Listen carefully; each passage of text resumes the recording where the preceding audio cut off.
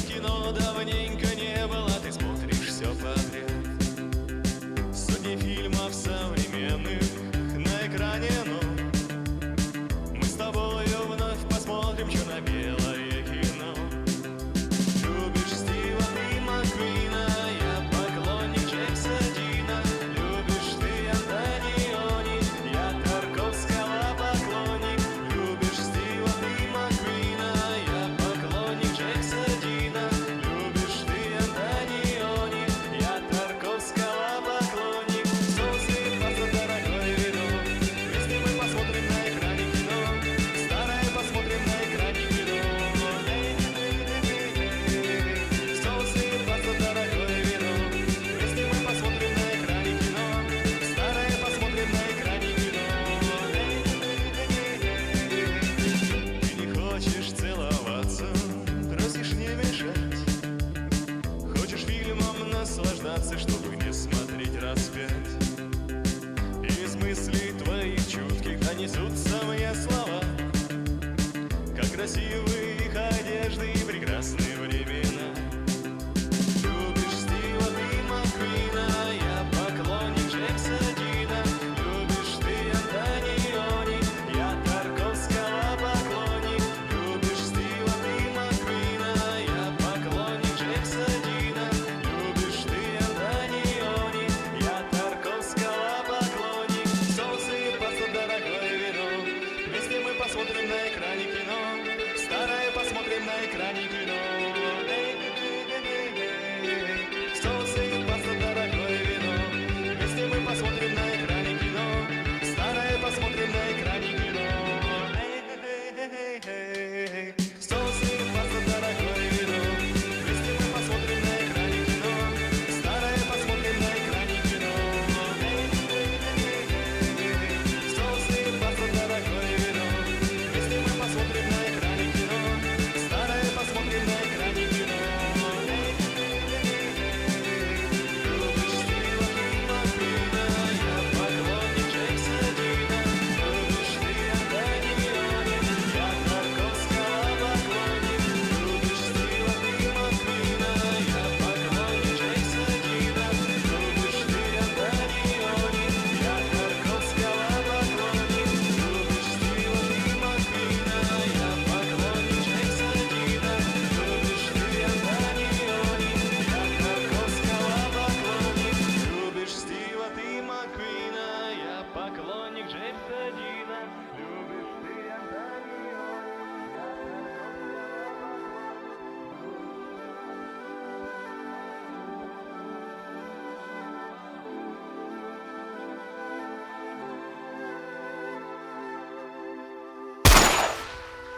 Спартан 117 Кюзеюс Дачидетта Гундоун Манулы. You monster.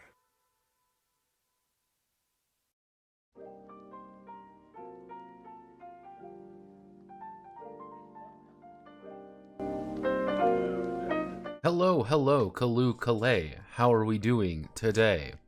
My name is Notepad Anon and I write games for fun, so what are we doing today? Today, obviously, we're going to be working on things. Working on games, because that's what we do here in the Notepad Anon Experience Requiem. We work on games, and we talk about games, and we debate the finer points of games. So, is gonna go out there a little bit front forward, ass to the wind, as one might say. So, this is the USSRD. And this is the game based off the K-18 system, otherwise known as Spell of the Black Magician and in turn Enchanted Country. Now, did a little bit of debating last night, and I have decided to do a race plus class thing. I know what we have to do there. It's going to be a little bit weird, but I'm trying to make things very generic. There's a couple ideas of what we can do with that. Oh god, yes. Yeah. Hello, Mara, yes. We're going to be converting it. I know how to do it. It's just going to be a... Well, let's just say that it's going to be a lot easier said than done. Yeah, it's how do we explain how do we explain everything in in multiple easy steps? And the answer is not very. So now we also have the JRSD. Now the JRSD is a fascinating thing to talk about because if I open up Dallas, the television role-playing game, I was staring at this book for quite a while. I was staring at that face, that smug face that understands the nature of power. I kept looking at it, and I kept trying to find a purpose, kept trying to find reasons to it. But then, miraculously, somehow, I found the answer. And I was like, wowzers, I found the answer, everyone. And it's actually in the book of how to make this work. Because I was having a very deep moral and philosophical debate about the nature of how to create characters. Because that's actually a very complicated aspect. Now, the thing is, there is actually a thing right here. Now, this is where things get funny. Creating your own characters have never been mentioned in the TV show, but added to the game. Purposes, flavors, and game dynamics, MAFWU and First Republic bank shares, are examples of new elements to amplify the power and money struggles inherent in the game. Dallas, the television role-playing game, is limited only by the imagination of the participants and the director's ability to innovate and create dynamic tension. Now, in the game, the characters have abilities that were derived from a somewhat abstract process. They literally have stats: intelligence, charm, lack of scruples, physical attractiveness, nerve, and power. They were rated from relative to other characters. A 9 is on the high end, while 1 is on the low end. It was entirely arbitrary, and they showed this is how everything was derived from. Now, you may be wondering, alright, Notepad, what's the secret here? What's the real secret? They don't tell you these numbers at all. Nope.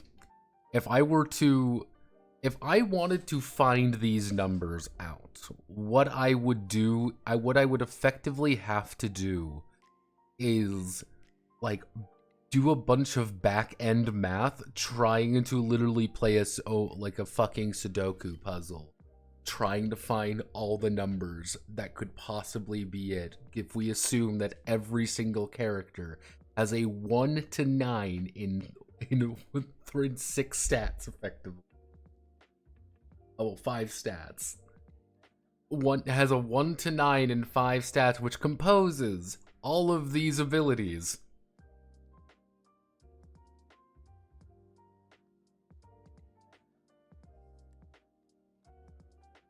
That's like to explain why they've joined basically a cult.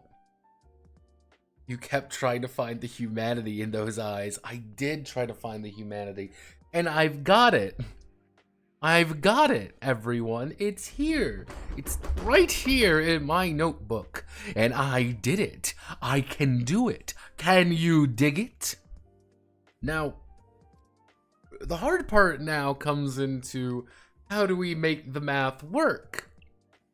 Because I've got effectively a 1 to 9 scale on every attribute of 5 attributes. This is a little bit complicated, obviously, because it's not like it's a fucking 3d6 roll and keep system we're working with here. So I'm like, okay, what can we do with things? How do we make this work? Do we roll 2d6 for everything and just roll with it?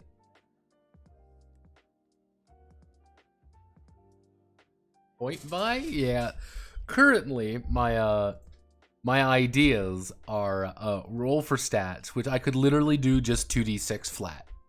You just roll 2d6 and that's your stat. And just go for it. A point buy system, you just get X number of points to distribute. Completely arbitrary assignment that you can put in whatever you effectively want. and it doesn't really matter. You just have to work with the GM effectively. Or you do a free buy system with the drawbacks. What does a free buy system with drawbacks mean? I can put a 9 in anything I want. I can put 9s in all of my abilities. But because I put a 9 in all of my abilities, I've gone over my budget. So I have to now take a lot of problems. I have to take issues. I can't take benefits that might help me later. That's the ka-chow moment. That's the pow moment. That's the haha. Deliberately buying yourself up is a getting max stats is a fuck you got mine. What jock? Resist effect, resist or affect child/wife +2 effect JR. I mean, come on. Effectively, Jock has power over it. He can just gaslight his wife pretty much. Sue Ellen, gets to resist seduction against JR because JR's a dick and nobody likes him. Which is very difficult for JR to seduce his wife unless he spends power, because it would be 0. But anyone else can. But it's easier for other people to seduce his wife. But his wife is very good at seducing other people. I'll let you read into that as much as you want. And I've realized, because that's a 27, she's got 3 9s. Because that would be the only way to get that. So she has 3 9s. And that doesn't make any remote amount of sense either, because that would mean she has a bunch of 1s and things now. Truly, I love... The JR SD is going to be the death of me. With minus instead of slash. Point, yeah. Yeah, it's gonna be... I love truly my JR truly my JRs. This is it. Our final the final act against God.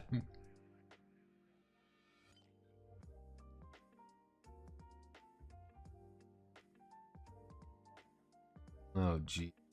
All right, but this is we're gonna be working on this a little bit. I'm planning on making a cover for it. I don't know how to make it, but for those curious, we're using Russo 1. Probably going to change the heading font eventually, but we're using Russo 1 for the heading font, and we're using Outfit for the body font. I thought about using a few different fonts, but I kind of went against it eventually. My basic introduction, hey, you have players. Hey, what's a role-playing game? That's it. Hey, what is... Let's see.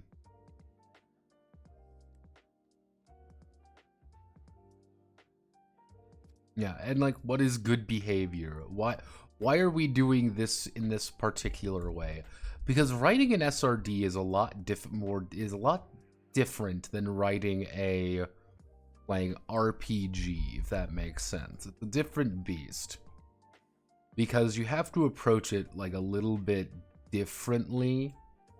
And because you have to approach it a little differently, it gets a little bit more confusing. And it does not help that Spell of the Black Magician and In Turn Enchanted Country are written by a psychopath. Just written by a complete loon. Utter baboon. Utter insanity.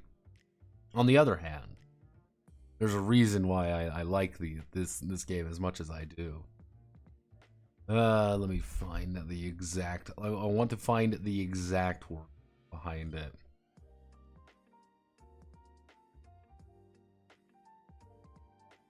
Because a majority of the time... Actually, Spell of the Black Magician would arguably be worse for that. Because the problem with Spell of the Black Magician is that it doesn't actually talk about that at all. Only Enchanted Country does. Yeah, so this is the, let's see, game points,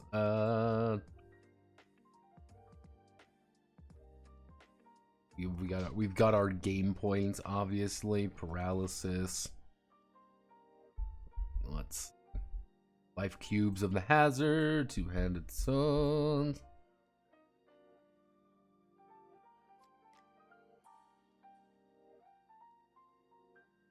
I don't think they ever properly explain what the hell the K-18 system actually is. They just say this is how you roll the dice to kill monsters. All right, so we're just gonna write that. We're gonna write the K-18 system now, I guess. Let me see.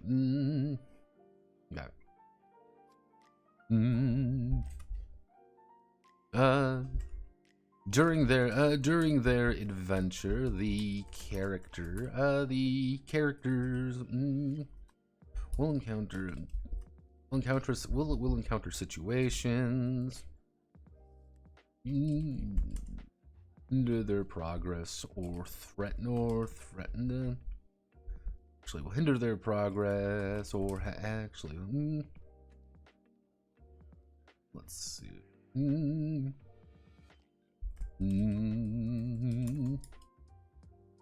Let's see. During their adventure, the characters will encounter situations with a reasonable chance of failure. They will need to throw a K8. They will need to throw a K18 to determine if they can bypass the situation or suffer the consequence. The K18 is composed of one 6-sided, one 6-sided die, D6, and another 6-sided die, 6-sided die with its faces as 0, 0, 6, 6, 12, 12.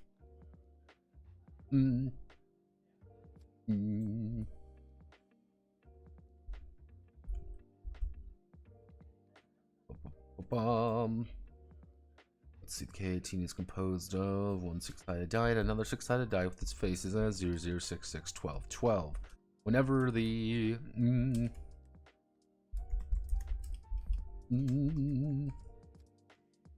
attempts an action, they will roll both die. They'll roll both die and read the and add them.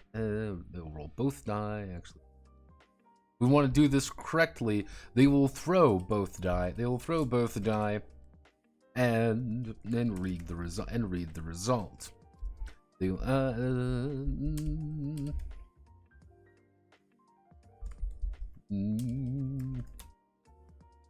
let's see, such as from there. What do they call it in Black? Called character.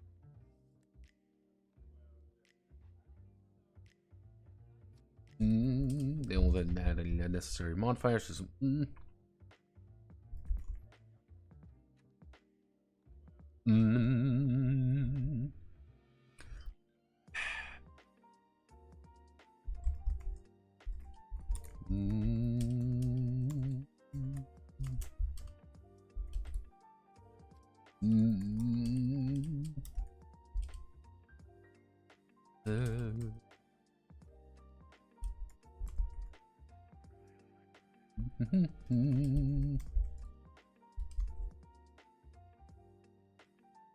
We'll call for a throw to. We'll call for a throw. We'll call for a throw. Having the PL roll. Having the PL roll a K18. Determine if they are successful. Strike a monster or navigate a difficult situation. If they let's see. K18. We want to do the K18. Mm, mm, mm, mm, mm, mm, mm. Written as D6, and another six-sided die with its faces as 0, 0, 6, 6, 12, 12. Mm. Mm.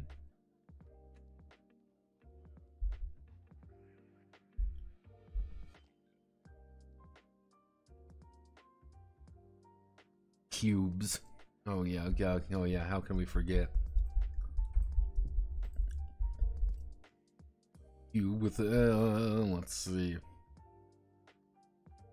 See, they never actually tell you what the fuck that die is, do they? They never tell you that. So what would, because if we call it a D6, we know that is a six-sided die. We know a D8 is an eight-sided die. What do you call a die in this situation that is the, like, modified die, which is 0, 0, 6, 6, 12, 12? What do you call that? Because we can't just call it the six-sided cube with its faces as 0, 0, 6, 6, 12, 12.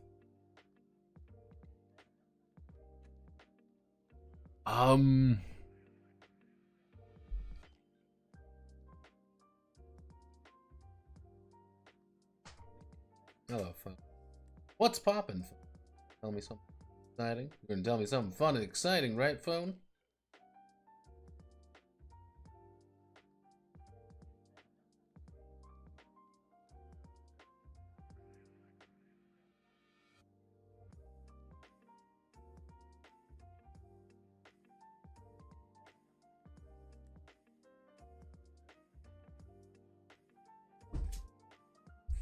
K6. How do people call second D10 in D%? Well, that's the thing. If you want to write that, so it's like this is the 10-sided die. If you write that, you just put it as D100, and then that would be a percentile system. That's the thing. It's the end result is that matters. So I guess you would call it the.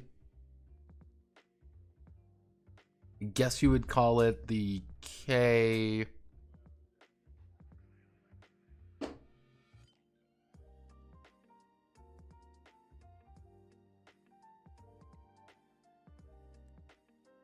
I guess we won't have to worry about it too much. I guess because it is inherently that, we just write it as the K18.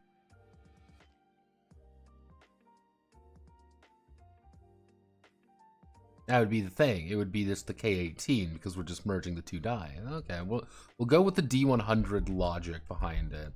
I had another die with six-sided cube with its faces as 0, 0, 6, 6, 12, 12.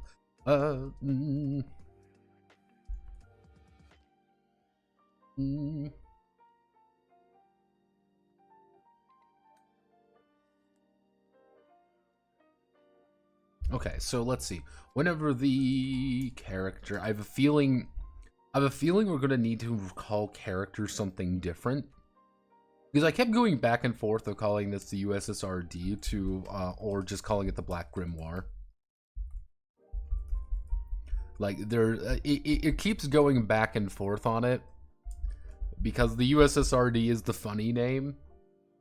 But the Black Grimoire would probably be a more accurate statement of what this game is probably. Yeah, the USSRD is funnier. Let's see. Whenever the character...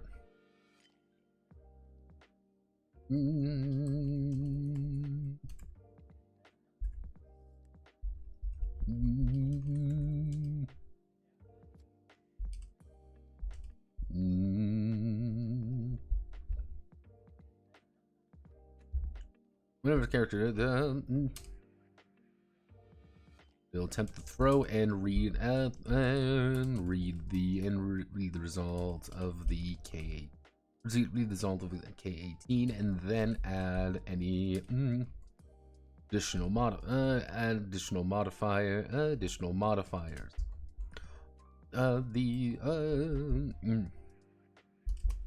Come as either, let's see, throws may be opposed, maybe actually would be throws may be set, opposed, or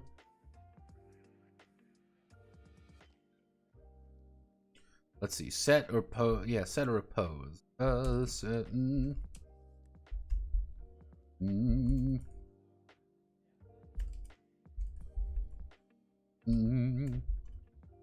Set throws have a target number TN that the character is attempting to beat. If the character row, capital throw, is equal to or greater than the target number, then the TN. They have succeeded and passed the result, and they have succeeded. But failure will result in consequences. An opposed throw has two or more characters make a throw. Whoever scores the highest will be declared the victor. Anytime there is a tie, it will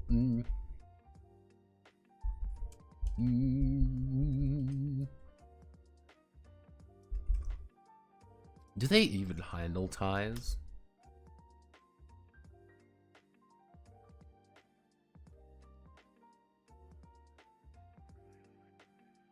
No, they don't actually have ties. Equal. No. Okay, so they don't have a tie system, so we can do anytime there is a tie.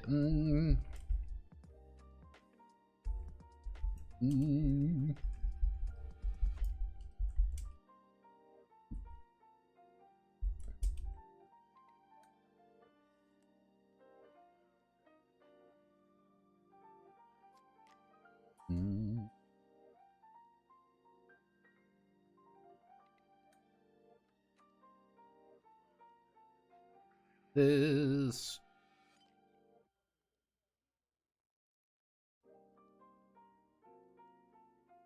ooh, you don't need to. We like this. We put you like this. Like this.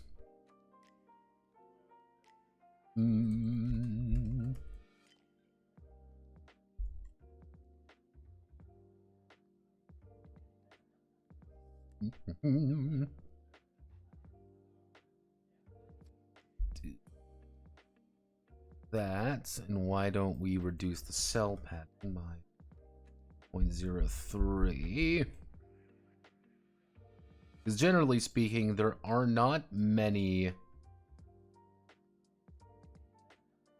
in this game. There are not actually many target numbers. It's usually going to be based on an interval of 3. Those intervals of 3 would be, so it'd be easy difficulty would be about 6, because you're going to succeed.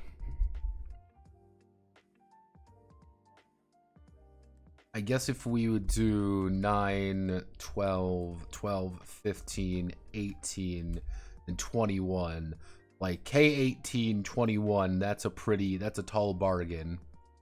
That's a pretty difficult. Actually, we could do simple, easy, Actually, no, this would be easy. Mm.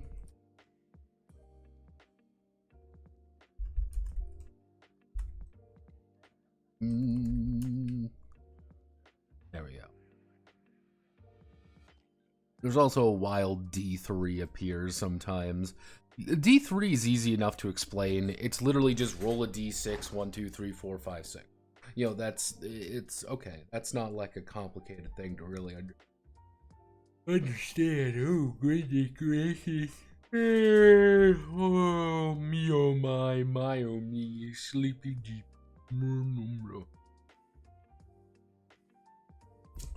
Honk, snoo, me. Okay. That, I believe, is actually a vast majority of the actual, like... Okay, so we've got this. This is the K18. What else are we missing? What do we need in the K18 system to bring it up? Let's see. We're going to be mostly basing this off of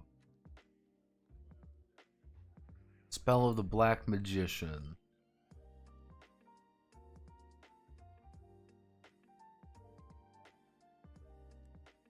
If we're basing it off of primarily Spell of the Black Magician, we would then need to... Really, that's it when it comes to drawing dice, isn't it? There really isn't anything more than that. I mean...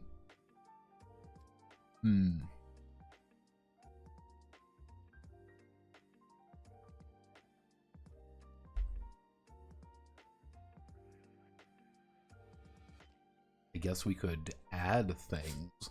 See, this is the thing what now is that I'm in a... It's an interesting situation where you can technically add things to this very easily. And the first one that comes to mind is... Oh, damage chart tape. Let's think. I think I was going to explain that in combat. Because this is the current format I have for the book.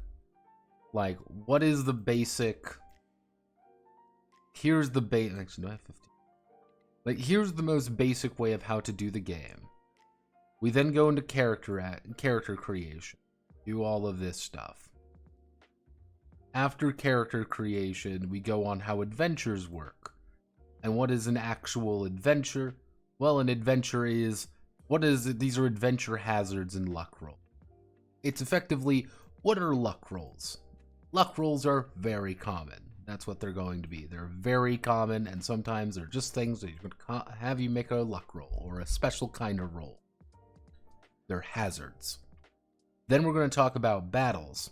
What a battle system, where we're going to have this system down here, which is, you know, kind of the idea of the skirmish system, and I'm going to put in a firefight system because I want to make this generic. And then we move on to the magic and oddities.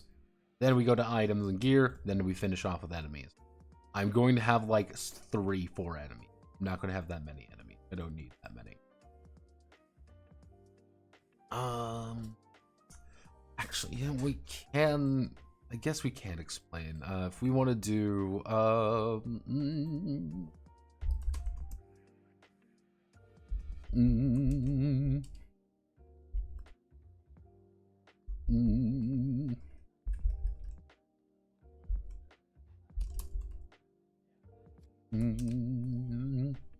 During, let's see. Yeah, I really need something like that. Look, is all save plus skills, because Polish D&D translation of D&D basic and prevent predated or reworked rogue. See, here's the thing, Mara. I have an idea. You may not like this idea. However, I've got an idea.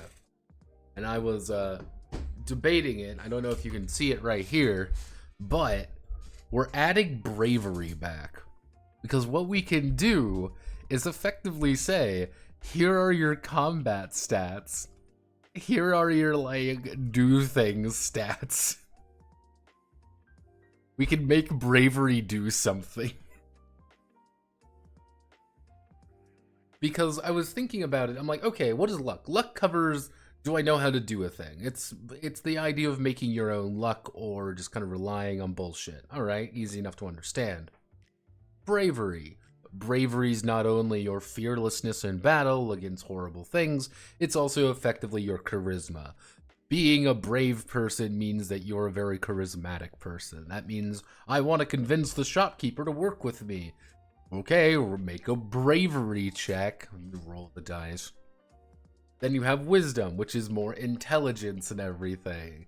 Hey, I want to figure something out because I want to be smart. There we go. Bingo bango. So people actually have, so wizards and clerics actually have stats in this game.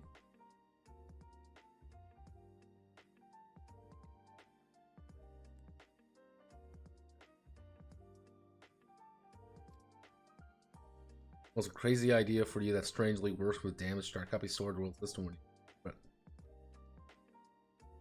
See, the thing is now we have to ask ourselves a very important question. How do we crit in this game? I guess it would be rolling an 18, right? I guess that would be it, right? You'd be rolling an 18.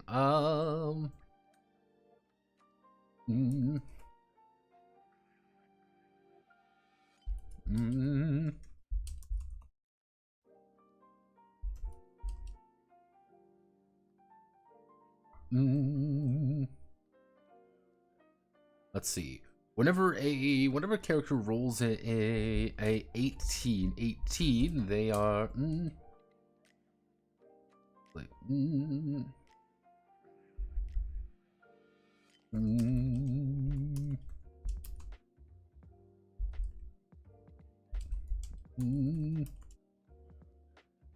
let's see. Events can be unpredictable to measure.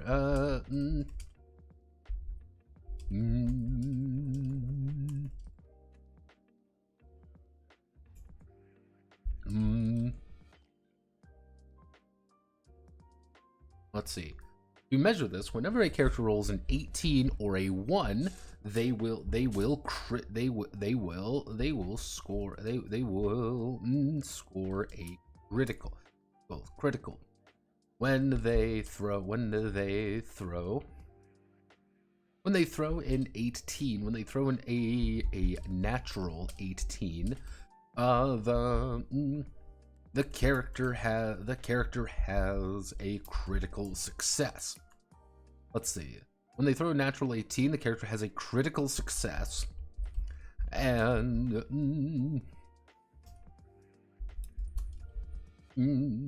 perform.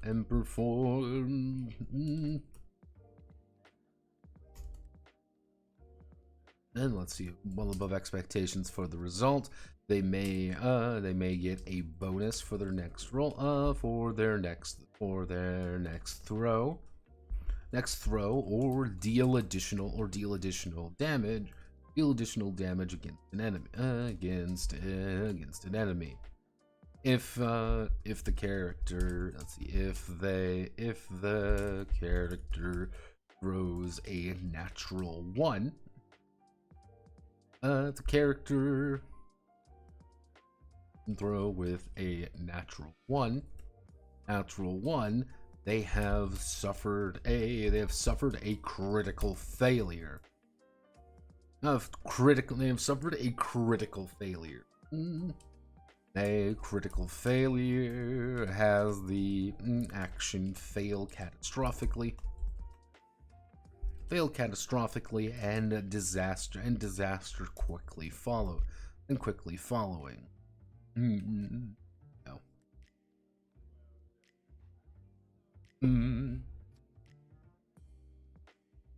Let's see. Critical failure has the action fail catastrophically and disaster quickly following.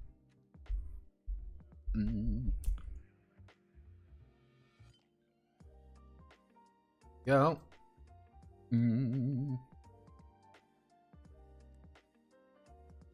And we would do critical results would then go into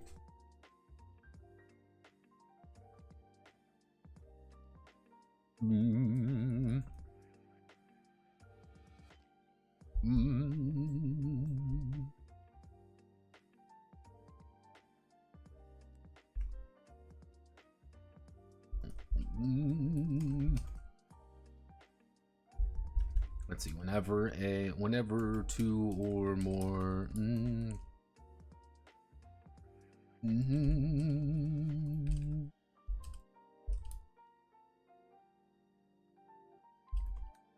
let's see, only one let's see, whenever two or more characters are assisting one another, only one of the characters will make a roll, will make throw. The lead character will use all of their bonuses and modifiers in the attempt, while every assistant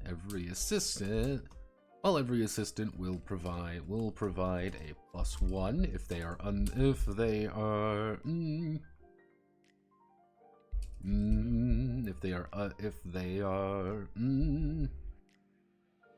will provide a +1 to the final result.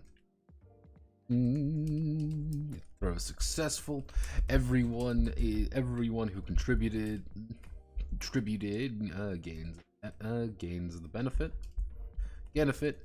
But this also applies if failure. Certain actions and situations cannot be assisted. No.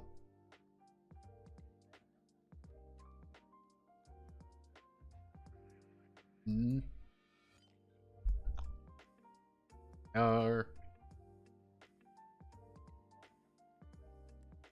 are this. You.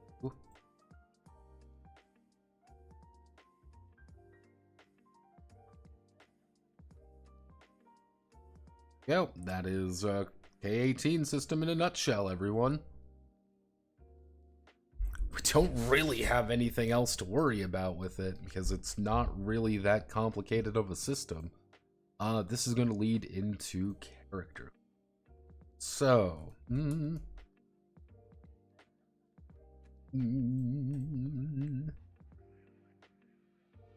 okay. Got some notes here, so we're going to do our best.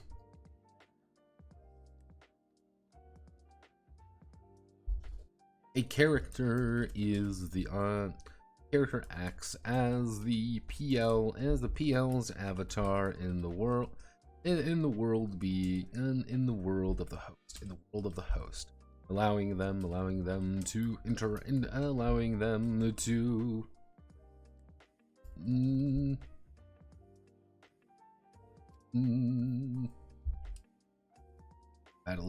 battle evil monsters, solve mysterious quests. Let's see, allowing them to battle evil monsters, solve mysterious quests, or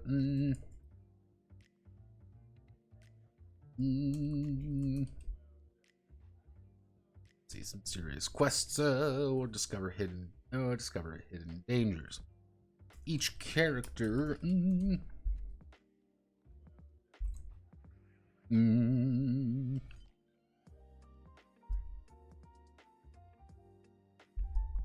let's see. Each character is composed of a race and class. Let's see. A character actually. We're gonna cop out here. See, what we can do is a character's heritage is a combination of their racial identity and upbringing. If the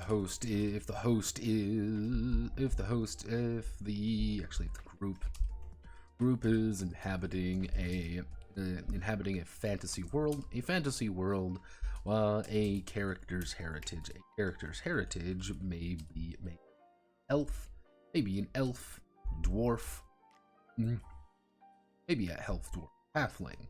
However, if the group is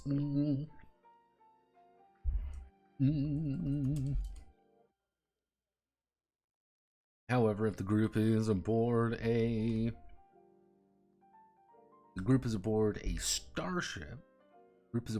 starship, and they may be if the group is a starship,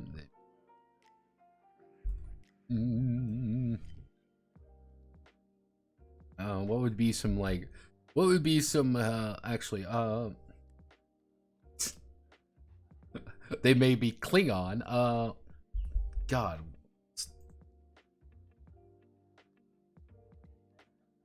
For the memes, it would be funny to translate it back. Hello, everyone. I've created just double or nothing.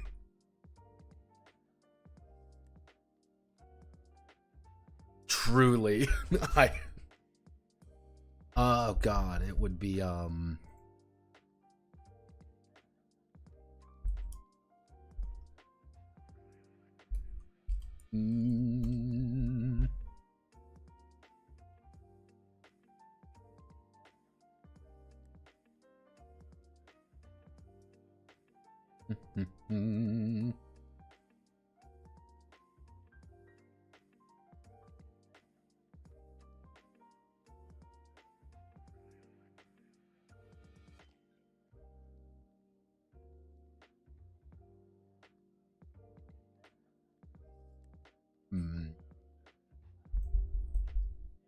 wouldn't really have any shows or anything. I can't think. You know, you know what? We'll play it safe because that's what we do.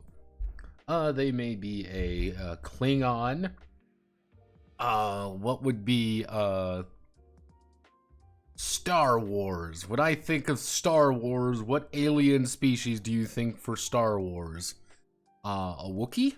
Everyone likes Wookiees. Let's see. They may be a Klingon, Wookiee, or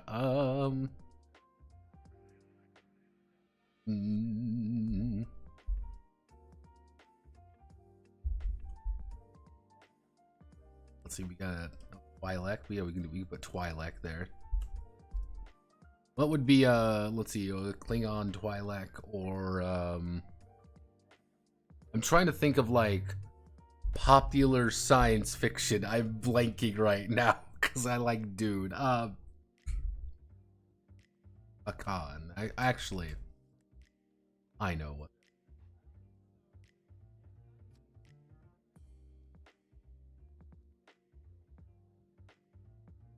Kilrathi, that's it.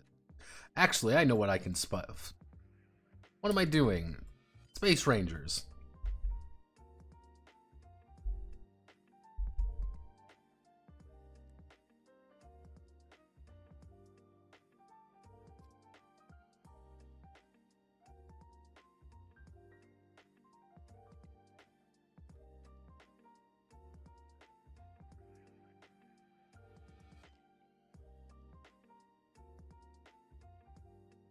Or Malak. But finally, but if the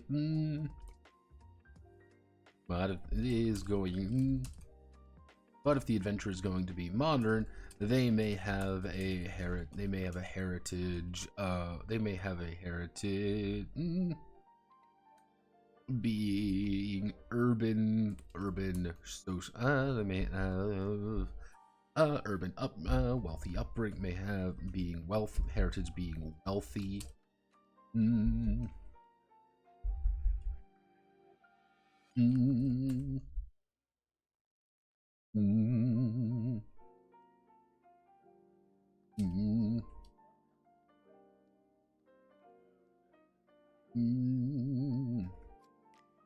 Wealthy military. What would be like?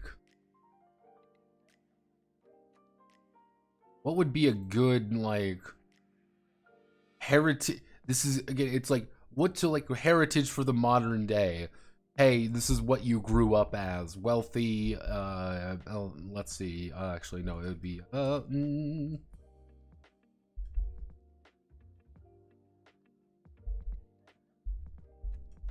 Mm. Mm.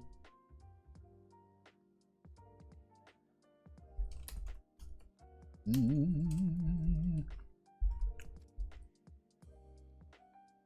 Let's see. Each heritage will provide benefits as the character levels up. It levels up through their adventure.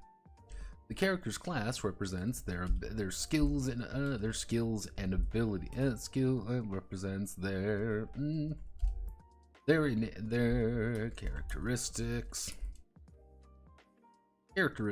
And let's see. Character's class represents their characteristics and life points, and mana point. And let's see. If they are in actually no, it should be skills, characteristics. If they are in the fantasy in the fantasy world, brave warriors, wily thieves,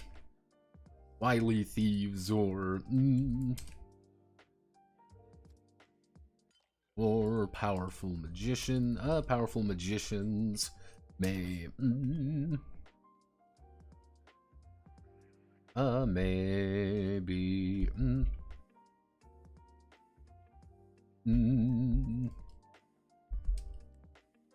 while a science fiction adventure science fiction adventures would have science fiction adventures would have smugglers, daring smugglers. Let's see. What would be another?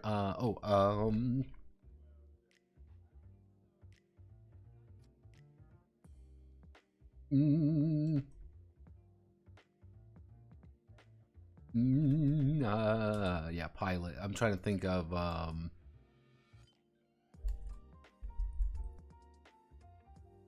dangerous pilots or rugged mercenaries. Modern day stories will involve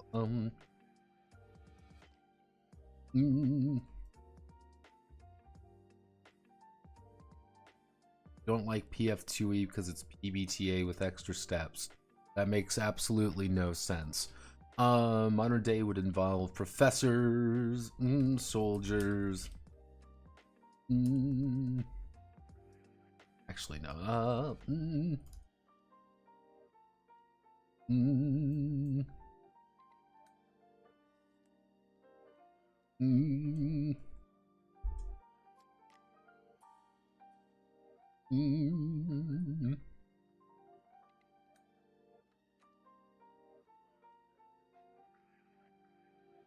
Or mysterious scientists, or to solve the problem. Let's see. Heritage and class.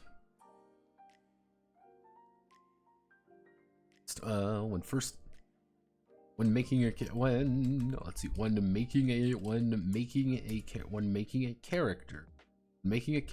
the PL will choose one heritage and one class.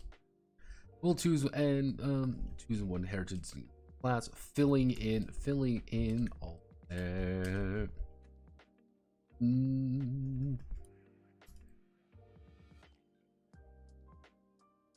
filling in all of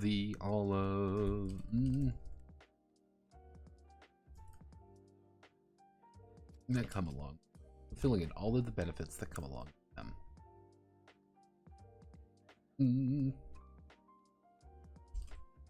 For being level 0, each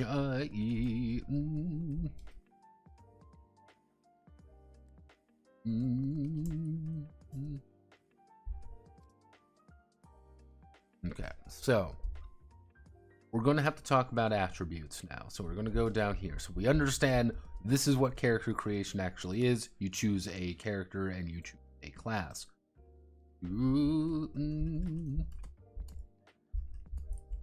Characteristics.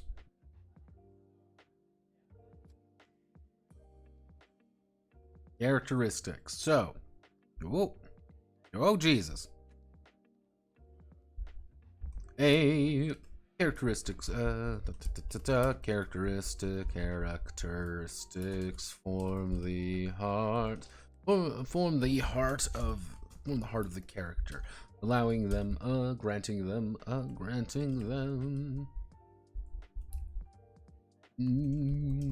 bonuses to their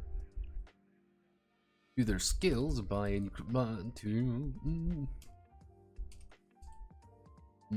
as they level, as they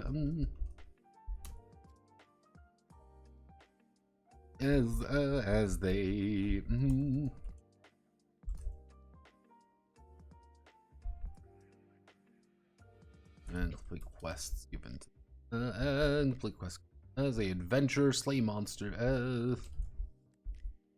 defeat evil, and complete quests given to them. Each characteristics. And let's see, a characteristic.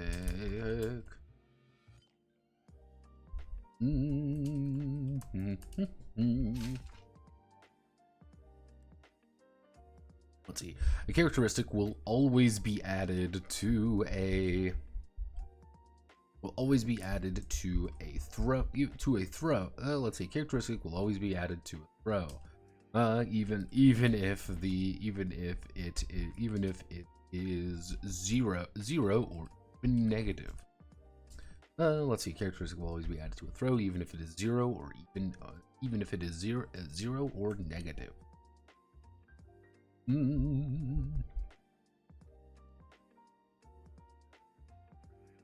Let's see, 1, 2, 3, 4, 5, 6.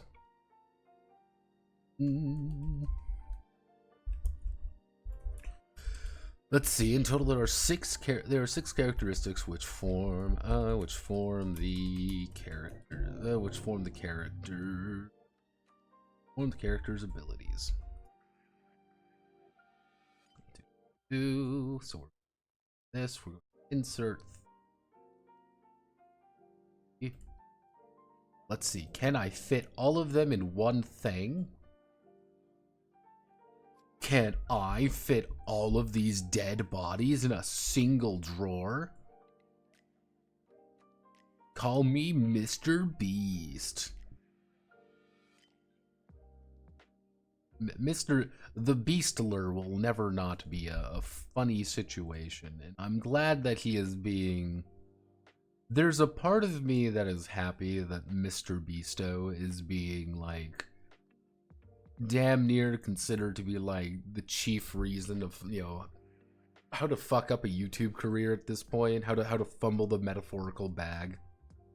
Because, good old Mr. Beasto, the Beastler, as one might even call him, has been fumbling the bag pretty hard recently. And I don't know why Rosanna Pansino... I remember watching Rosanna Pansino, like, eons ago. Absolute eons ago. And... It's been really interesting, you know, being like, oh man, like, what happened? What happened to you, Rosanna? Why are you now suddenly going on a crusade against Mr. Beast? Oh, he's a fucking weirdo. Uh-oh. Uh-oh. Mr. Beast, what are you doing? Let's see. I guess that's what happens when you become a multi-bajillionaire kind of thing. Like, you're a little bit cut off from the normal human experience a little bit. Okay, accurate. Explain accurate. Explain to me accuracy. In fact, this is the same as dexterity. Oh, alright. Okay, we want to do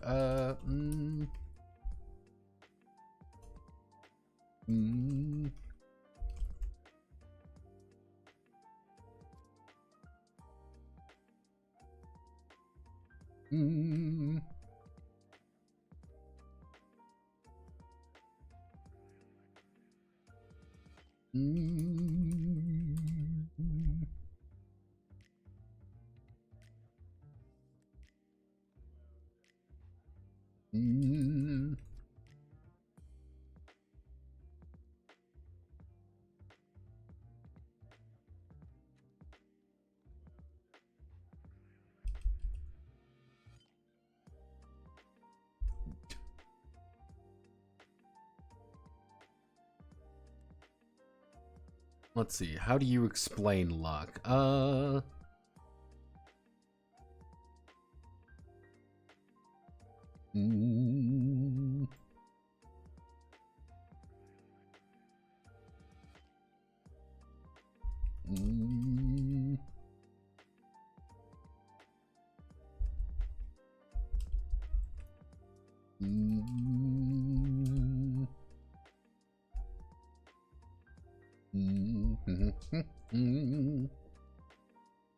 Let's see, treasures,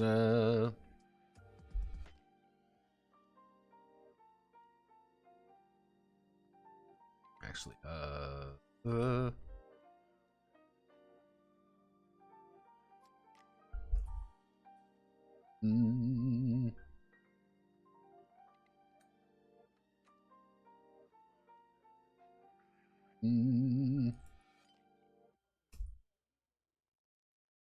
let's see.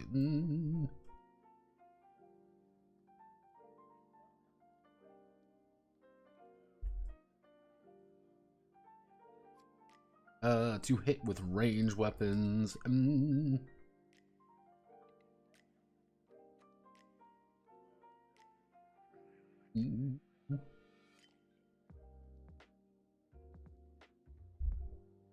Like, unironically, this is what they are.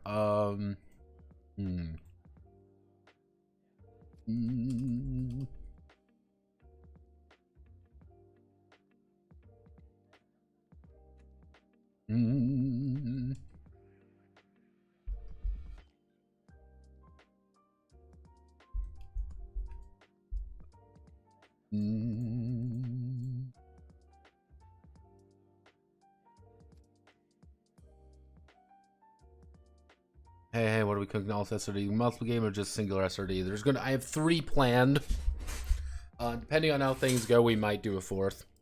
Technically, bravery does nothing. Yes, technically, bravery does nothing. However, it's your willpower and charisma, being able to influence others. I want to be a charismatic bard. You're going to have very high bravery.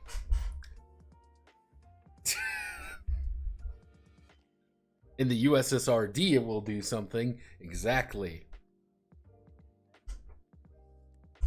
This is the USSRD. Let's see.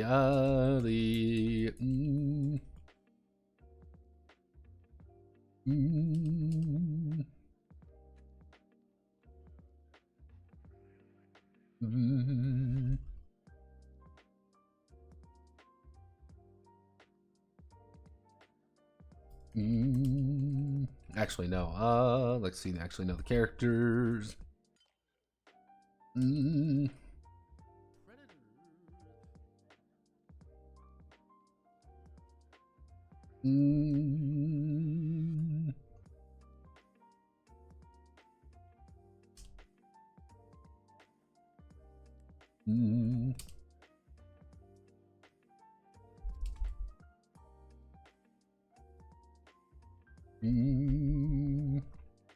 Physical might and constitution.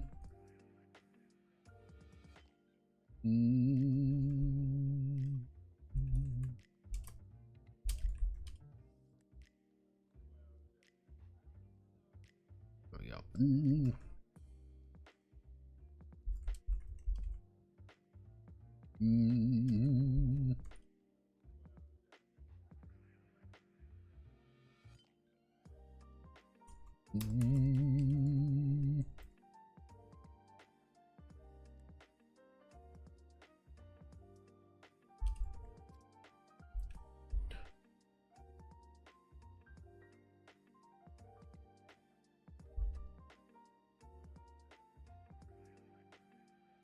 And metastatization.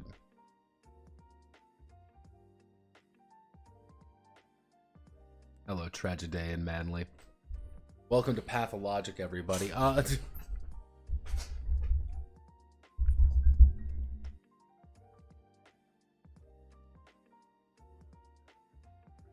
Like, what I was thinking about doing, I was expecting KGB Manly. See, the thing is, we have to keep this for the SRD. We have to keep this for everything. Because that's the beauty of the SRD nightmare. We can never escape it. I did see that new Pathologic was coming.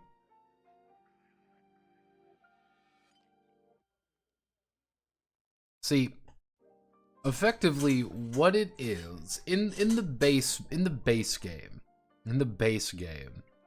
like dexterity is like taken away from the opponent's protection value. Doesn't really do anything else. So kind of like the idea is like, okay, like, I mean, we can do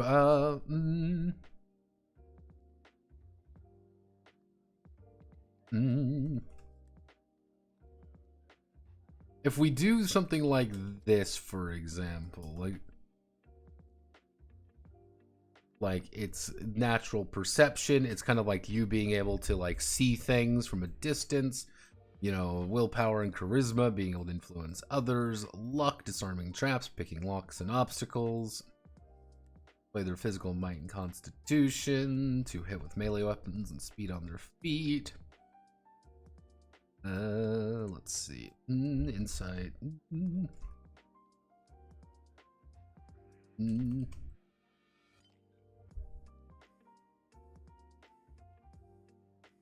Yeah,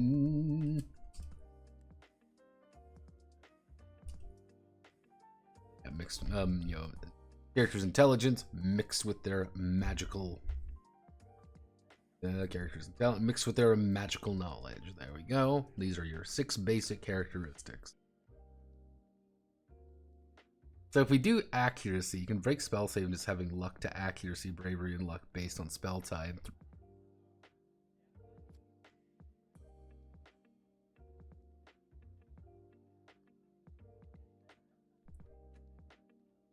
Luck to accuracy, bravery, and luck based on spell type will be 3 defensive and 4. Yeah, that was kind of the idea, was that you have a good split of things now. That, and it's not just, you just have to have luck now. Luck is the most important thing in the world. And removing the emphasis on luck should help. But luck is still useful, because luck is literally a skill stat. Because there's no skills in the game, necessarily. It's not like, oh, I'm going to get a +4 to this or whatever. I have a +4 luck picking or whatever. No, there's no skills like that. Because luck is that skill. It's like anytime you would want to do anything that's roguish, you know, rogue skills, you are effectively rolling luck.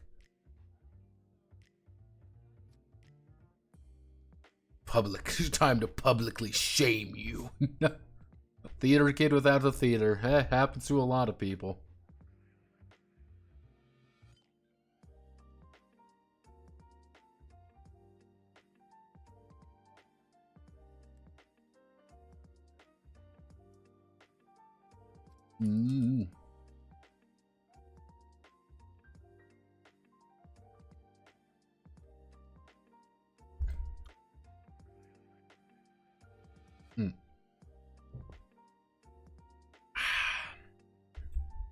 Okay, so we've got our basic characteristics, and we don't.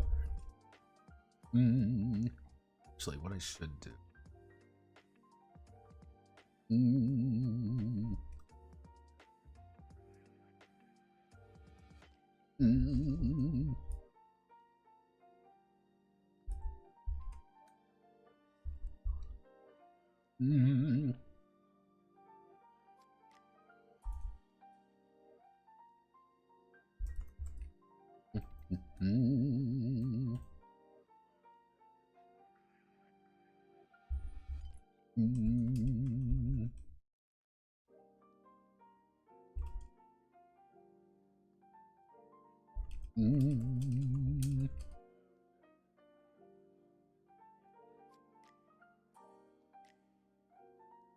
Mm. Mm.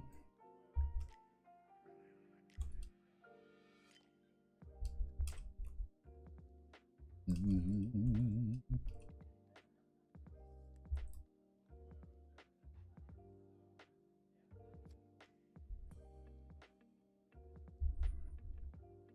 Notepad's meandering. Mm.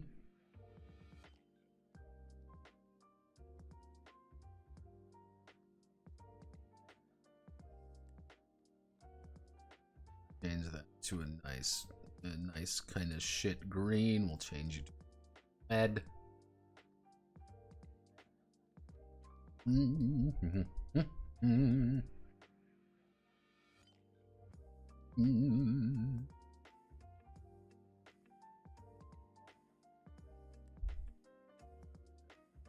Mm.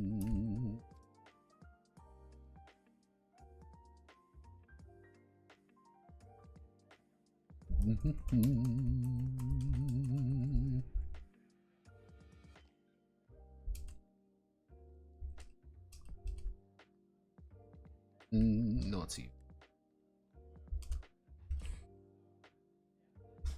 Mm.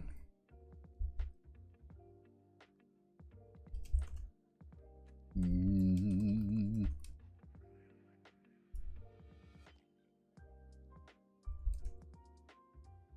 Mm.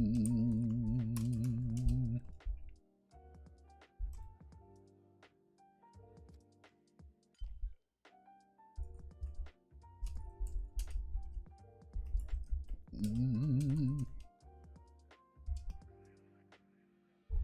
Now let's see.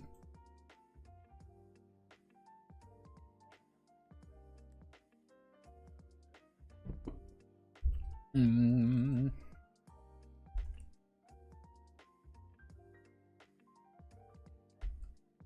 Or dexterity into agility without much thought. Without much thought, the core conceit is that luck. That luck is the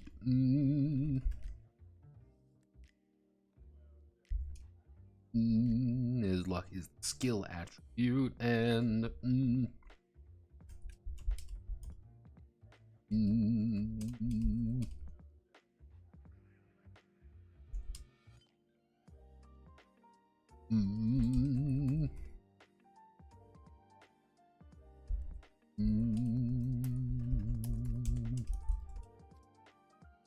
we go. Just always remember what's what when if you decide to change them. This is not a big deal. This is just a thing that you have to consider. Oh shit! Oh shit! Accuracy is 2 hit with range speed. There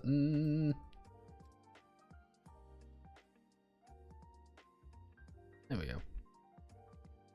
That's a good one.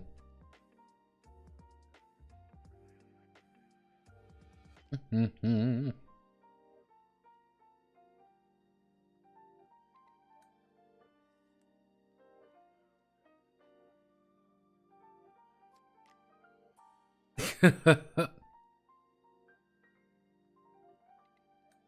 question now, I do like the company of these 2,000 souls in the industry.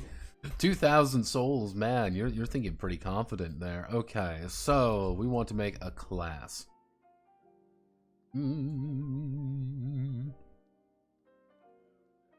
So this is where things get a little bit hectic. So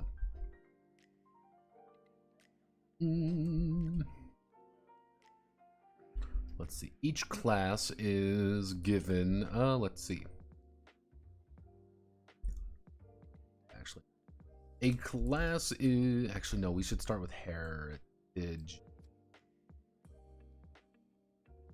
We talk about heritages first, so we should talk about heritages first.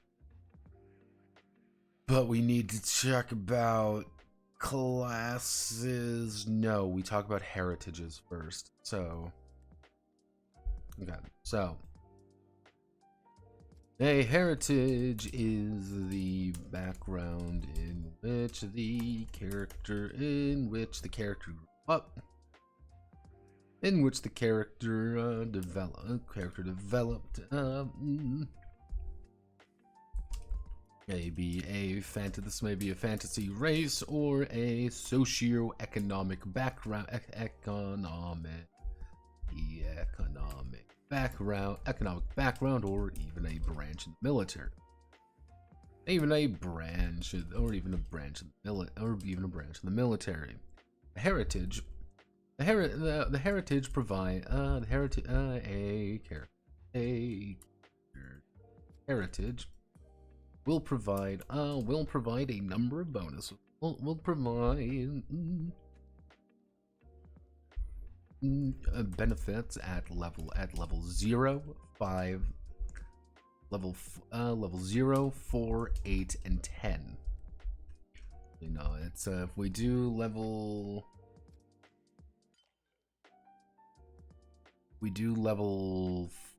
3, 6, 9. Let's see. The character will provide benefits at level 0, 3, 6, and 9. And then the class gets a feature at... The class will get the feature at 5 and 10. Okay, so character's heritage will provide benefits at level 0, 3, 6, and 9.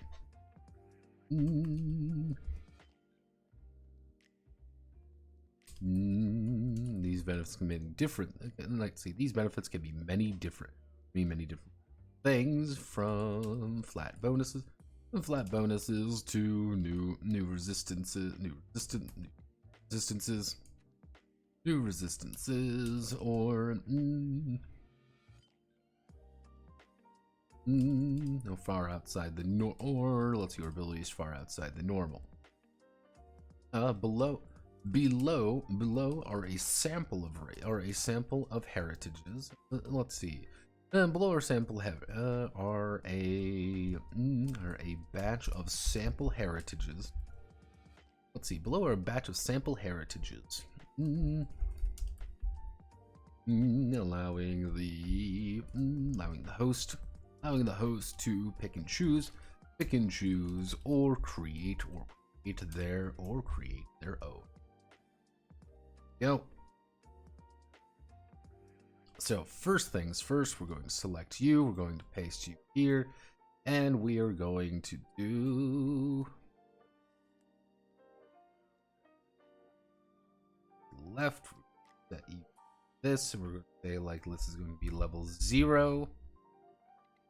We're going to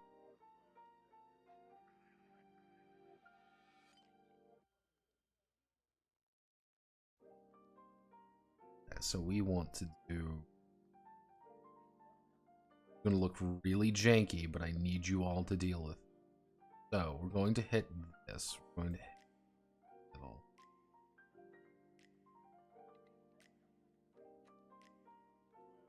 Everything's going to be 1. Everything's going to be 1.25. So you need to be 0.25. You need to be 0.25. Can I go down to 0.25? Can I go down 0.5? Is it 0.5? You 0.5.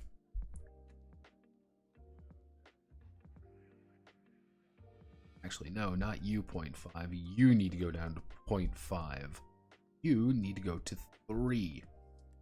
You need to go to 3. Okay, you need to go down to 2. You need to go down to 2. Maybe we bump you up to 2.5. And maybe we bump you to 2.5.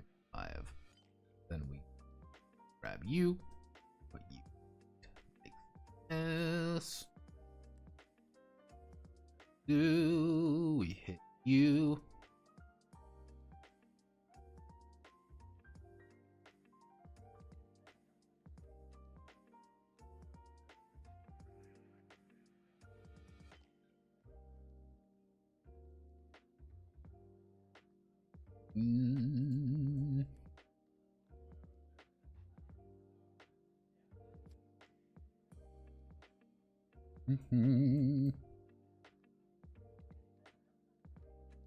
go. Then we select you, and then that's level. That's not what it's supposed to look like. We're going normal.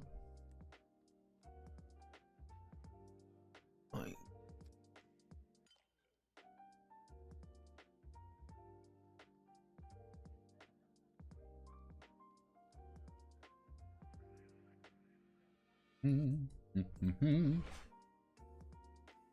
Okay, so with that extremely complicated chart out of the way,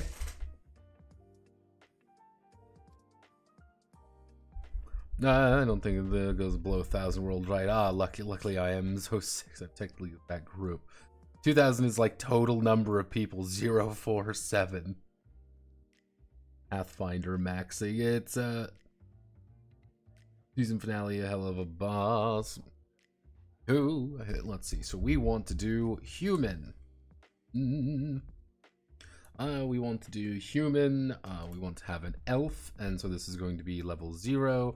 Level 0. Actually, 1, 2, 3. Actually, I want to do 1, 2.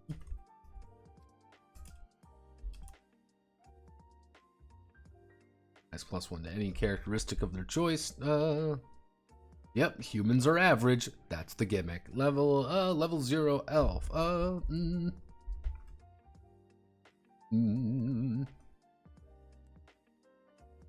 What's the elf benefit in?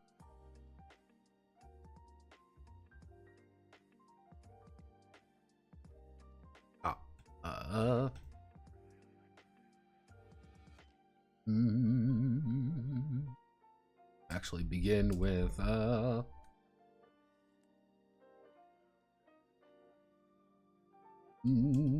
begin with +10 mana and immunity to ghoul paralysis.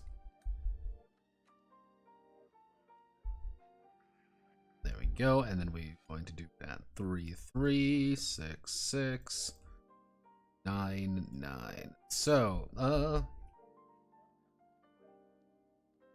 what's the human gimmick? They get a bunch of bonuses. Humans are extremely boring. They don't need to be that exciting, because that's the point. Humans are your bog standard people person. Add +5.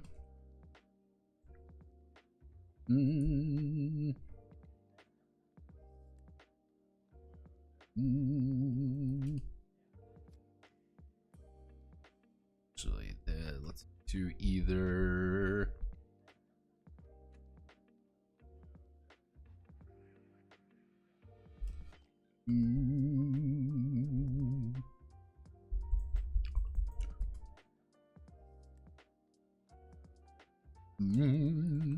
Actually, here.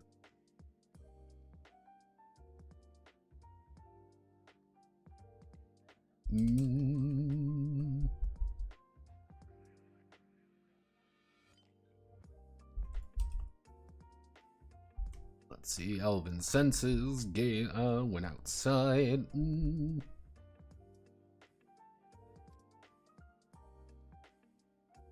What would be a paragonic elf ability?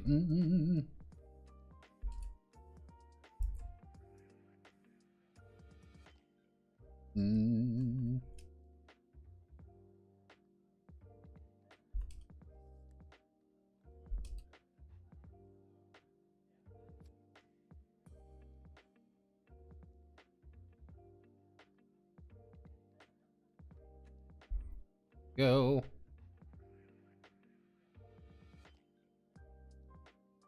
Then to do, let's see, we've got dwarf. We got a dwarf. We've got halfling. Dwarf. What do dwarves do? Add plus 10 life points and +1 protection. +1 protection. You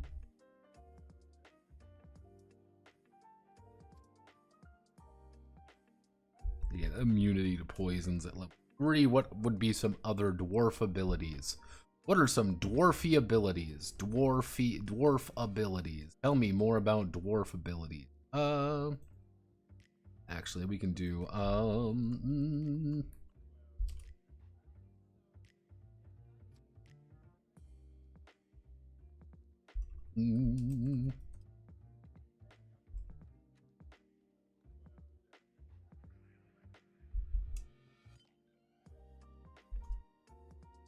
yeah, something like that.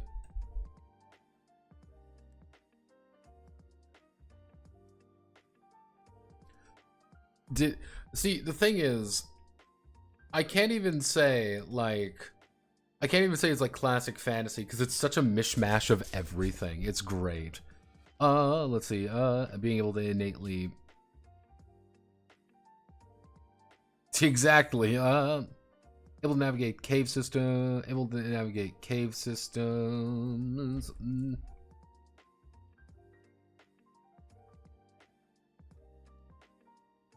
Let's see.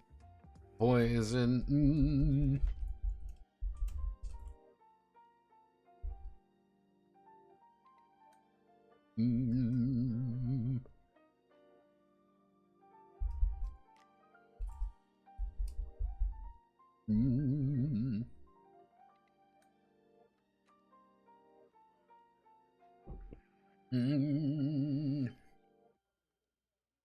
What would be the paragonic?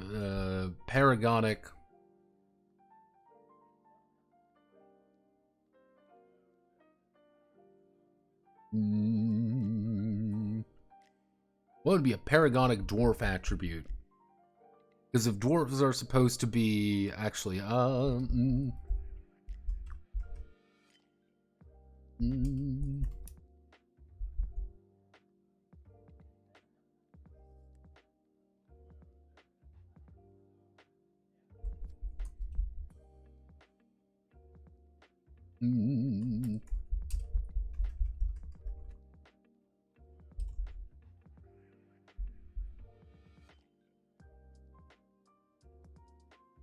there we go.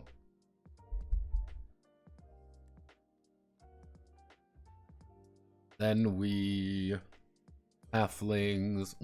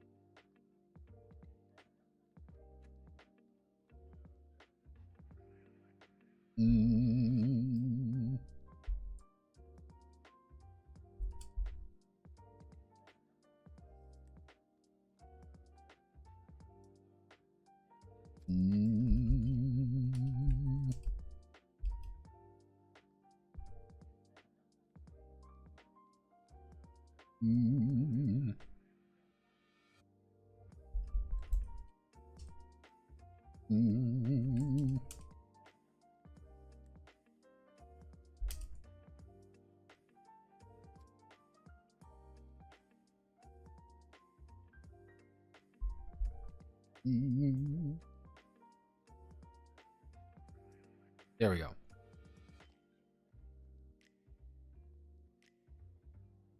There you go. I think that's a pretty accurate halfling. Kender are actually in Spell of the Black Magician, by the way. Kender are in. So I think that's only appropriate to give halflings Kenderkin. Like, not even really that good.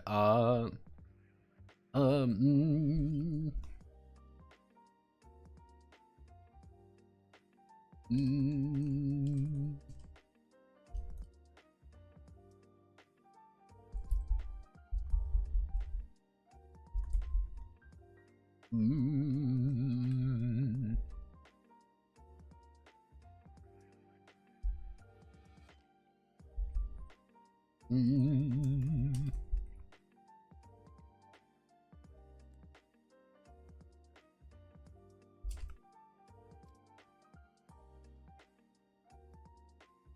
Mm.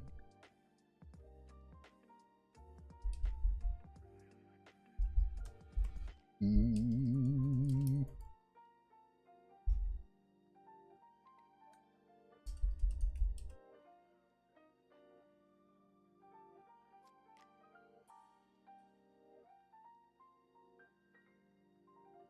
Mm. Mm.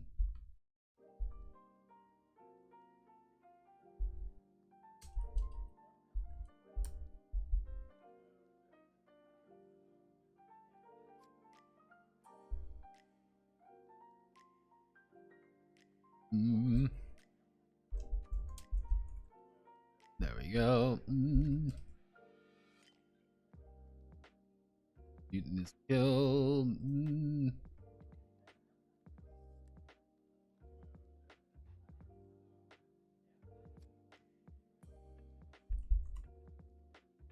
Let's see. Mm.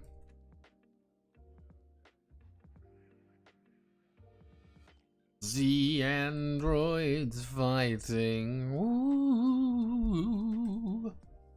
Double feature. I'm gonna double check the armor section in here to make sure that I'm not going insane.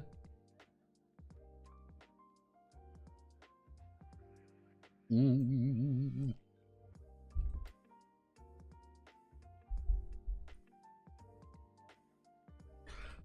Mm. Mm.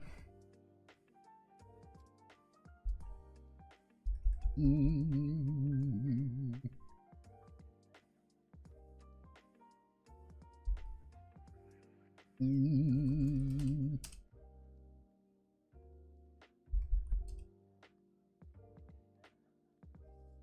Mm. Mm.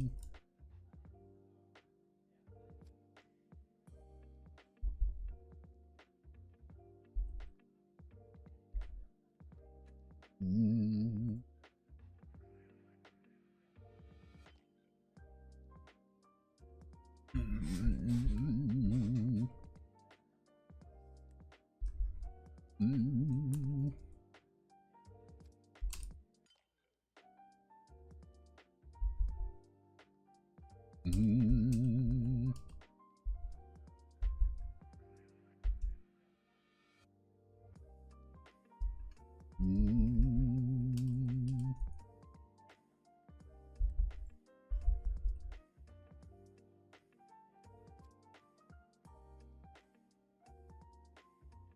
Mm. Mm. Mm. Mm. Mm.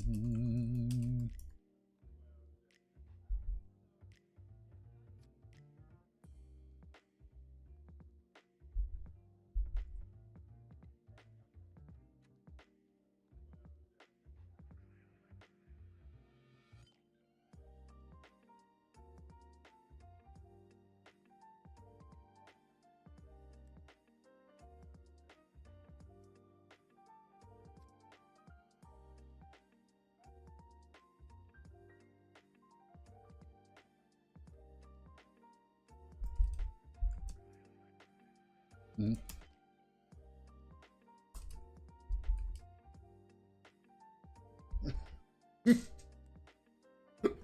Give me 1 second. I'm negotiating.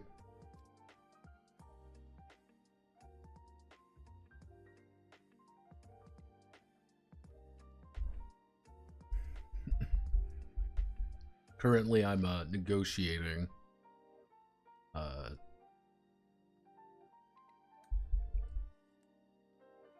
Let's think. Do we want to? No, I don't think we need any more heritage. I'm going to do what I should do. Mm. Mm. What we're gonna do is we're gonna do elf magic. We're gonna do elf magic.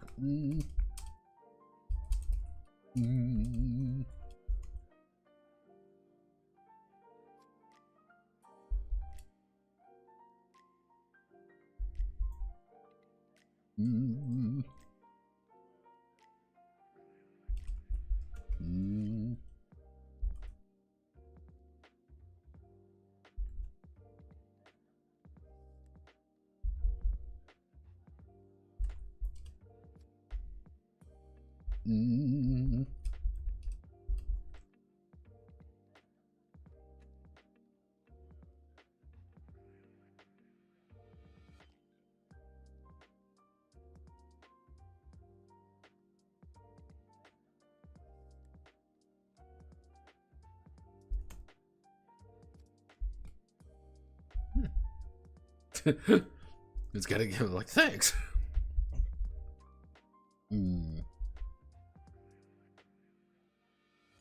Alright, so let's okay,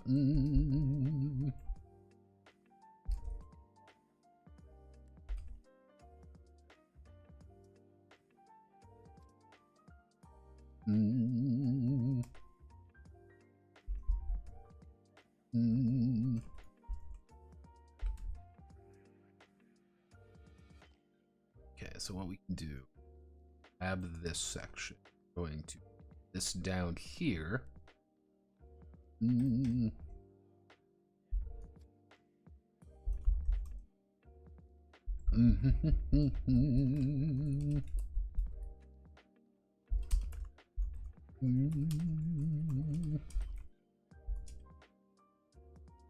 Important. Let's see. Making a heritage. Try building that. With three things in mind. Try building them with three things in mind.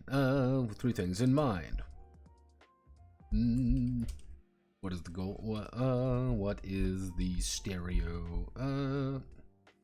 What is the stereotype of the? What is the stereotype of the heritage and their immediate bonus for being? What special ability do they have? Yeah, that others don't. What special ability do they have that others don't? Why are they not human? Why are they not human? Answer these three. And then write in the four with the format of innate bonus of adventure ability. Unique feat.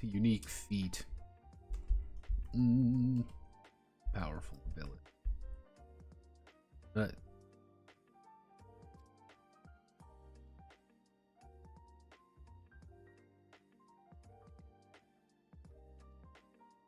Give me 1 second.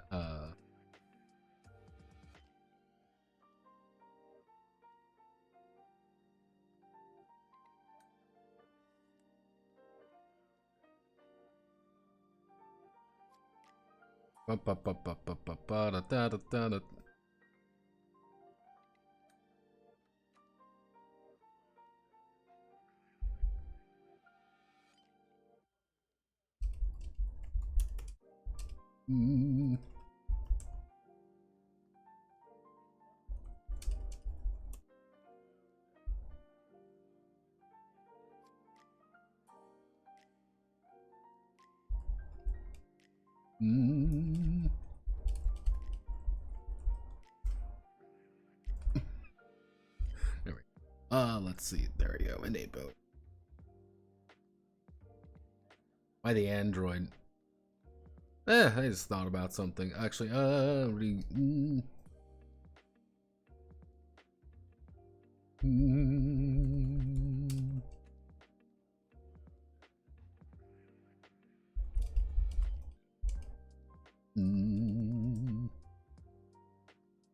Actually, no. Let's do restore K18 mana at the end of combat. Like, the... kind of the idea of what I want this to be able to do is...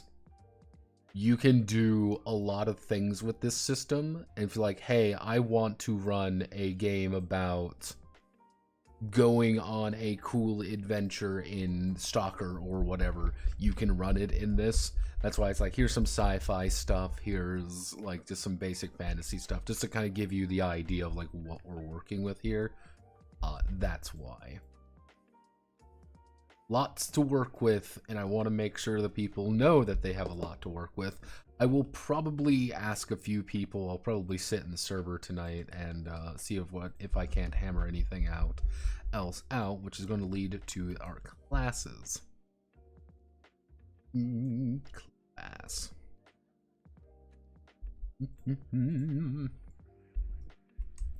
Where heritage is innate, the class is something that the characters strove to achieve. Let's see, strove to achieve and applied effort into learning their arts. Many classes. Different classes will have different priorities for their characteristic growth, characteristic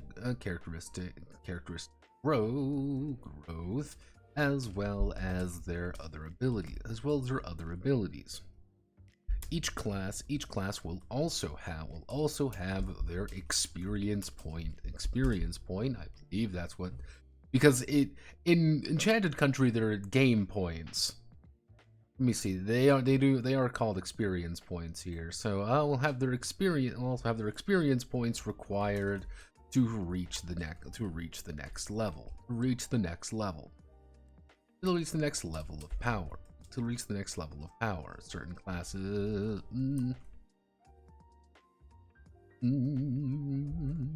Okay.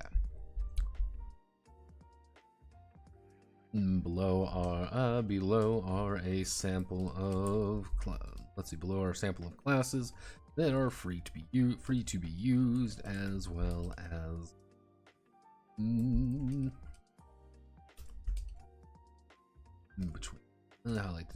between one another. So what we're going to do is we're going to consult this. Let's see what we need to do for part of 4. Right. I do insert table 2x2, select all of you, table property 0.03, top row, center it. We then start with if we just apply it, let's just do it basic. Cutting it basic. We just want to make the warrior and the magician. So we want to make the warrior, magician. That. So 1, 2, 3, 4, 5. We then insert table 4 by something like this. Of course. Dun, dun, dun.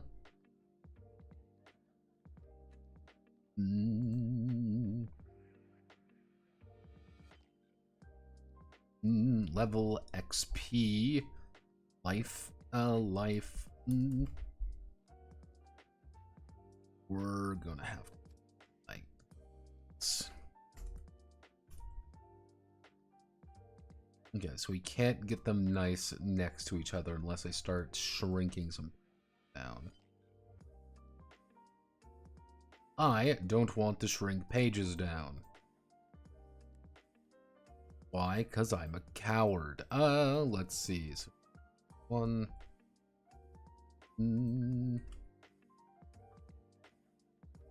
Again, every class has...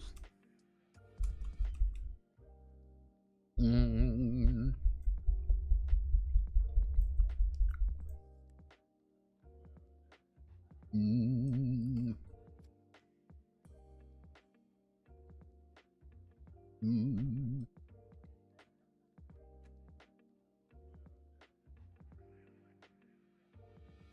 Mm.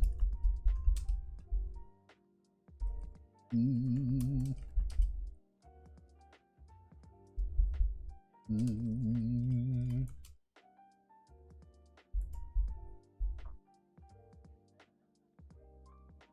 Each class will.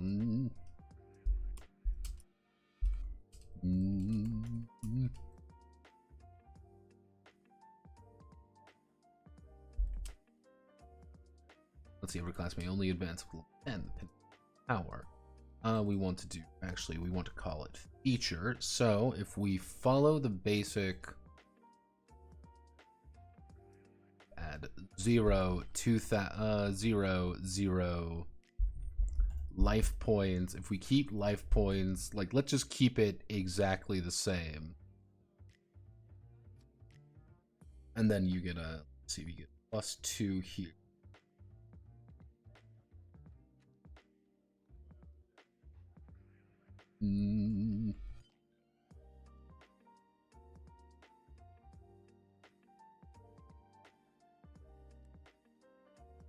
There we go. Okay, feature. So, the thing is, we're going to do a, if I look at here, a primary, secondary, and tertiary. Now, what's our primary? Our primary for a warrior is strength. So we do +1 strength to 3. So it would be at level 4, we also get +1 strength. 1, 2, 3, 4. At level 8, we get, no, level 7, we get +1 strength. Then at, don't get another, we do not get another one, another +1 strength. So our secondary, what's our secondary attribute? Well, it's dex. Yeah, +1 dex at this point because we want to be brave warriors who fight in the front line. We are very strong. We are very dexterous. Here, dex, accuracy, and protection. Now, our tertiary is +1 accuracy. +1 accuracy. +1 accuracy. Kind of see here, strength, dex, accuracy, then it goes to protection. Now, technically, these go up to level 12. The Kron. I have some ideas, like, yeah, the Kron. Yeah, the Kron is literally a rogue ranger druid. It is literally a word that does not exist, really. Yeah, it's a tree crown, which is a feminine word, but twisted into a made-up short male form. Yeah, it is. They are literally rogue, druid. They kind of do a little bit of everything. It's kind of interesting. So then our final one would be our special.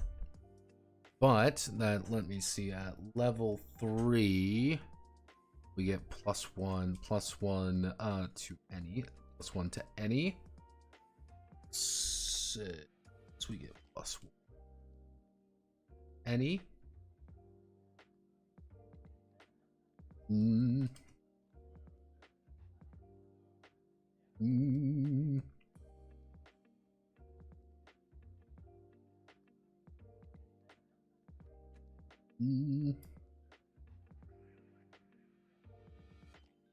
There we go.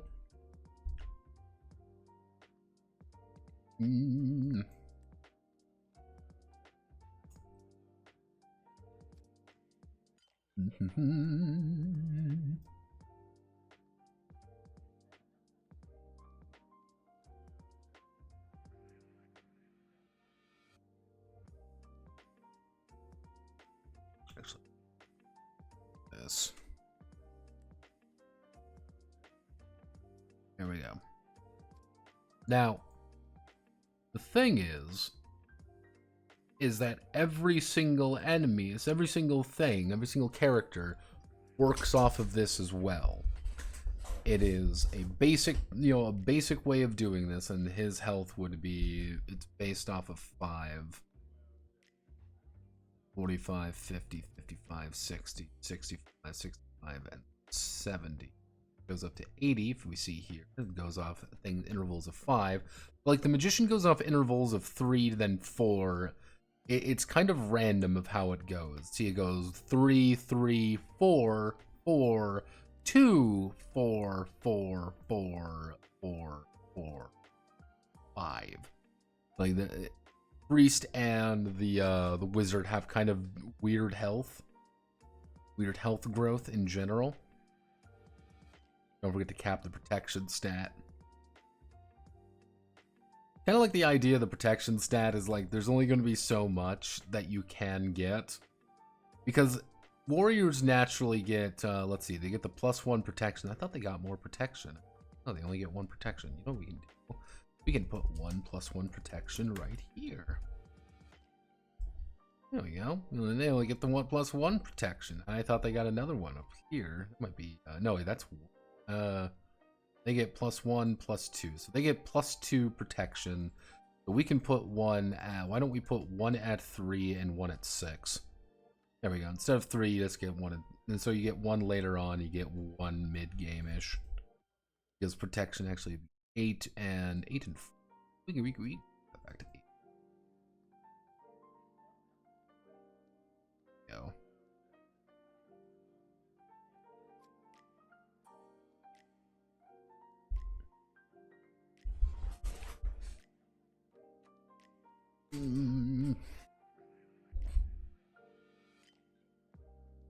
There we go.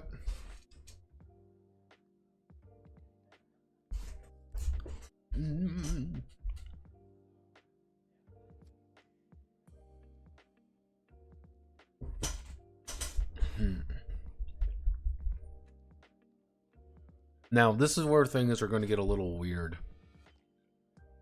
Now, this is where things get weird, everyone. So if I hit lexicon, go to my SRD file. What are you? The untitled spreadsheet. We don't more. What we're going to call this, we're going to open up a new Google sheet, and it's going to be the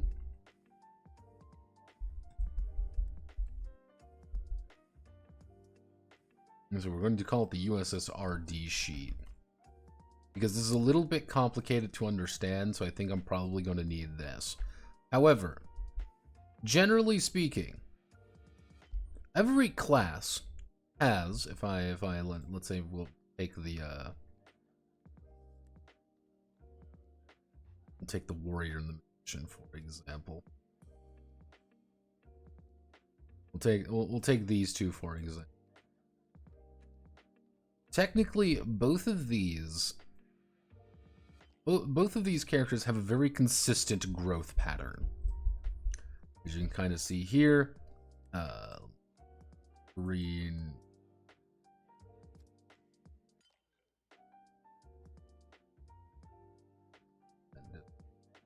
and 50%. Oh, actually, so smaller. So you kind of see here, this is a little bit of an esoteric concept. So the warrior is going to get strength very consistently. You kind of see this, 1, 5, 9. It's kind of a very, very specific thing. Then you see Dex. He always gets Dex right after he gets strength, and lo and behold, he gets accuracy right after each of those. And how strange, he gets protection at the end of both of these chains. It's a very consistent leveling up scheme. The same goes for the magician at the end of the day. Health goes up, mana goes up at a very consistent rate. Mana is, in rough terms, that is their gimmick. In Spell of the Black Magician, magicians and priests do not get stats. They have +0s and everything. That's the hee hee hoo hoo moment.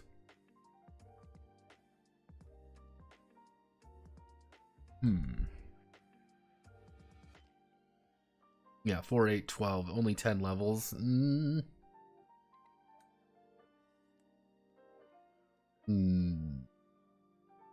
Damn, Capitalist lost 2 levels. I was trying to keep things nice and easy, but I guess we can add in the 2 levels, because at the end of the day, if everything works according to plan, it should work. So they get 2 attacks here, and then at level 10, actually, if we do something like this for the warrior, for example, but that's not what the point I'm trying to get at here. The idea is that if you want to make your own class, all you need to do is find the pattern. You find the pattern, and then you assign a health variable to them, and then you assign a mana variable to them if they have mana, if they're a mana class. That's why I was thinking of like a, you're gonna laugh at this, but like almost like a priority system. Like, I want to build a class. How do I build a class? At the end of the day, a class is a set of primary, secondary, and tertiary stats. Tertiary. That's the main gimmick. Okay, easy enough to understand. That's just what a class is. Then you're going to have your LP slash mana, your LP growth. That's going to be another thing. Then you have your mana growth. This is another thing. Then you would have features.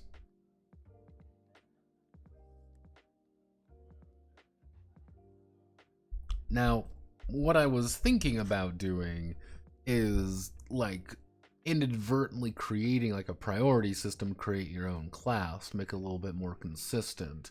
And that would also influence the idea of the experience points. Hey, it's a lot cheaper to level up as a magician because you are getting less per level. PST major feature. It's kind of the idea of like, what is your major feature? Because if we go down to like if we go down here, this like luck is their feature, you could say, and they get like protection at level 1 and things like that. That's where things get a little bit a little bit weird. And then you get fucking barbarians who technically are like fighters, but they just get more strength. There is no balance to the classes. That's why I'm trying to think of like a way to balance classes in a game inherently about class imbalance. Call me Sisyphus. I mean, if we do something like a martial, like if we do something like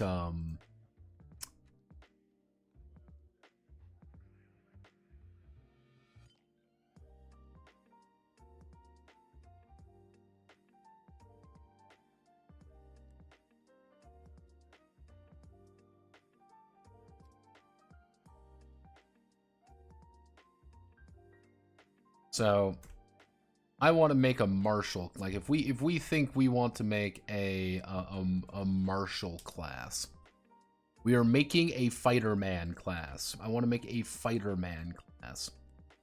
They would have good health growth.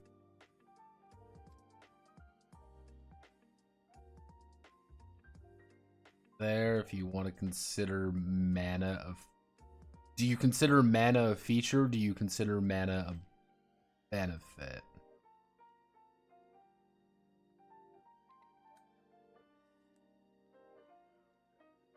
Okay, so like if I want to make a martial class, we know their life is going to be 5, 10, 15.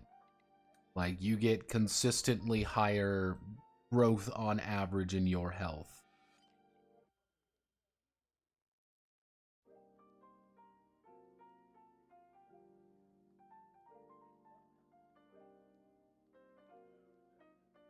I just realized what that is. On average, you're going to get a primarily better rundown on your health than everyone else. We know you are going to get that benefit. That is your benefit.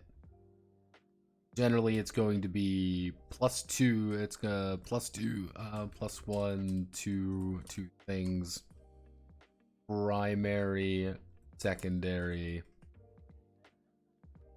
tertiary protection bonus. And then we do cycle it this a little bit, and then you get a protection bonus. Protection bonus. Protection bonus. We do this, and then we would do something like this. Like that's your gimmick almost. And then here you get plus.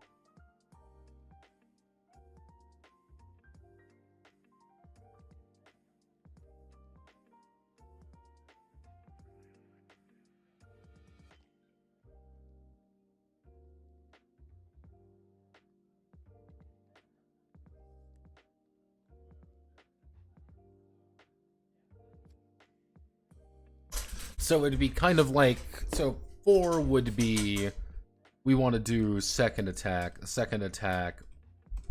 8 would be, so 4, 8 would be the third attack, and 12 would be the fourth attack. But they get no mana growth. That's the problem with the fighter. They get very little mana, they get no mana growth.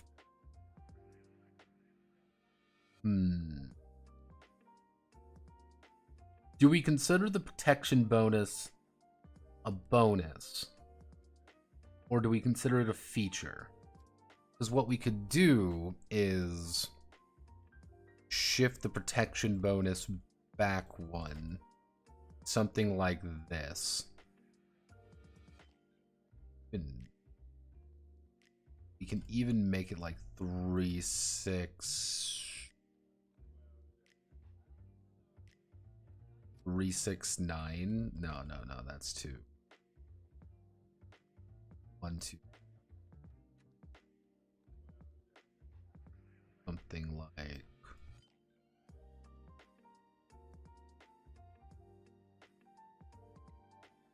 Something like this, but still weird.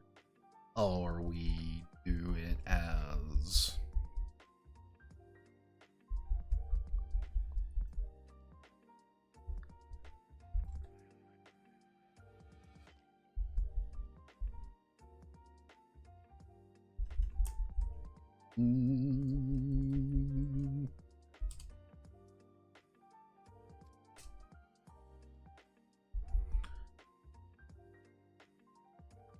Do something like this.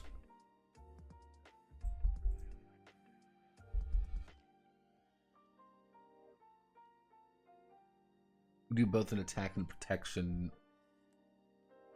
Yeah, we can make that the bonus. So you would get any here, so that would be the idea. You would get the any here, but then for a marshal you get the protection bonus on anytime you get a new attack, you get a protection bonus. You would get the protection bonus or the damage bonus. Rot or DMG. That's the gimmick.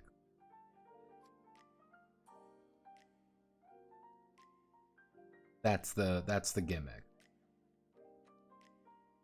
You as a GM would make saying, "Hey, I want this character. I want this class to get when it gets its second attack to increase its to increase its protection, and in theory you could make in theory, you could make a martial class whose entire gimmick is like second attack plus like 1 damage. That's what the barbarian effectively, right? Yeah, a lot of strength. That's kind of there. Like plus 1 damage is still pretty useful, but then it would be like third attack, you know, plus 1 protection rod, and then fourth attack would be like plus 1. Like this would be the idea. Like, you can make a character, do that, and then you can alter them.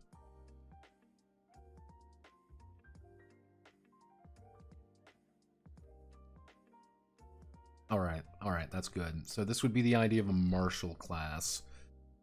And then martial classes would advance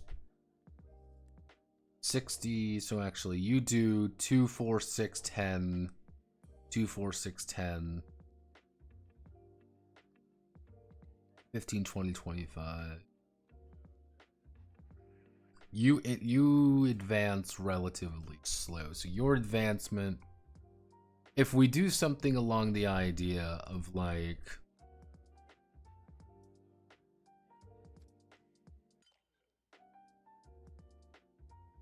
$2,000, $2,000,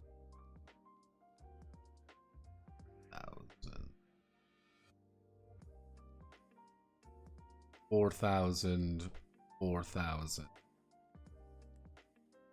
$6,000, $6,000, 10.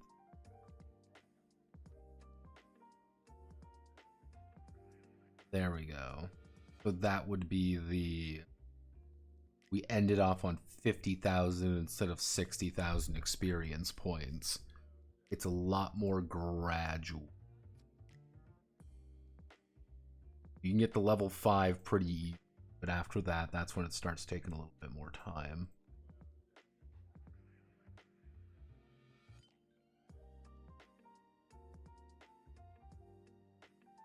So then we would get, if this is going to be our basic martial, our, what would you call it, our rogue class?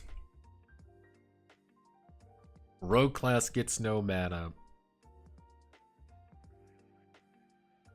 If we look at the rogue has very limited growth. They only get like a +4 effect.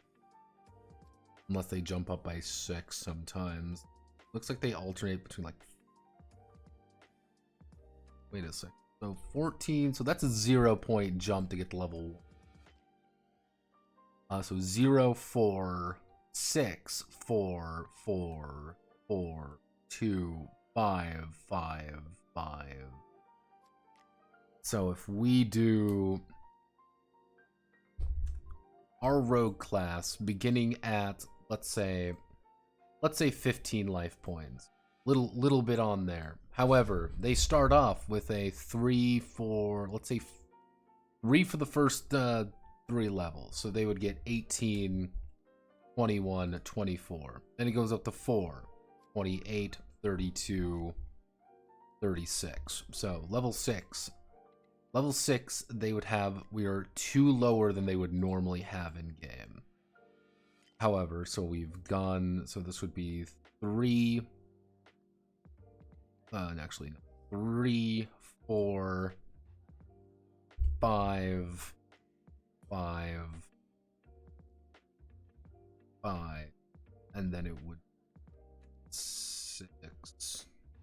Actually, no. Then I guess we can go back like 39, 42,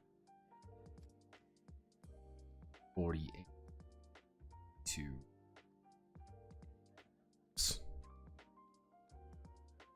Still have a lot less HP.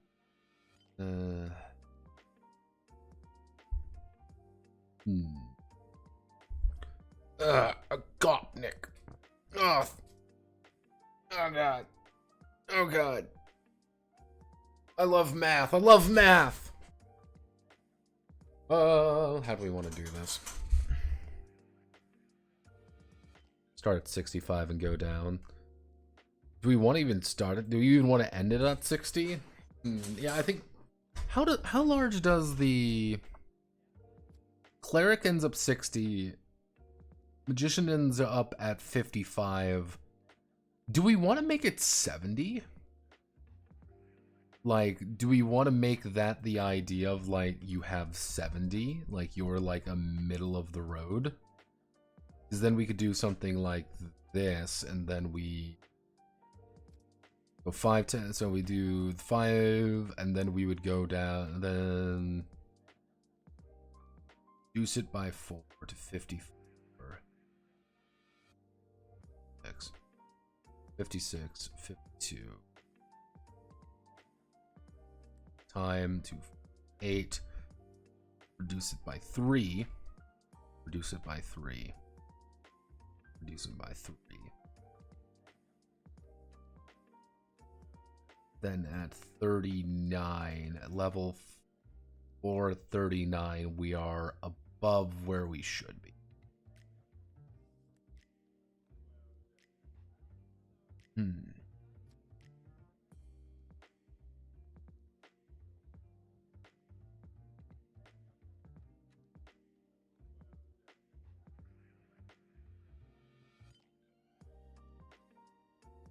We'll have much better saves. Warrior basically have only one now. Accuracy. I theoretically have all 3. So, you have 70. Let's do 5. So, we go down by 5. 65, 60, 55, 50. We're going to go down by 4 now. 46, 42, 38. Then we go down by 3. 35, 32, 29.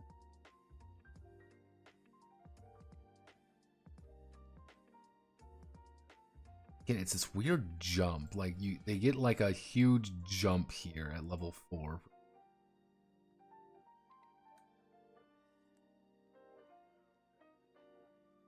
Alternatively, bucket start at 15. 15, we increase it by 15.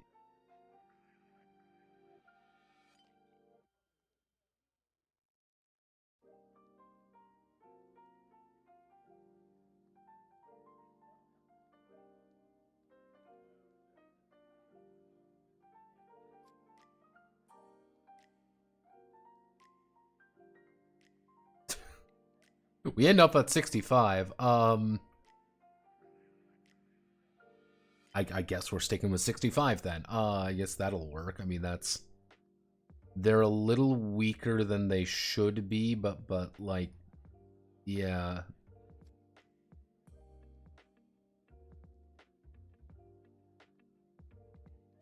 Go 5 after 8.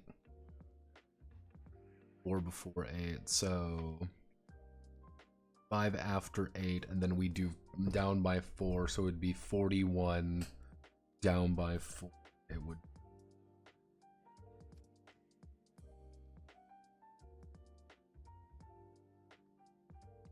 37, 9, 5, 1.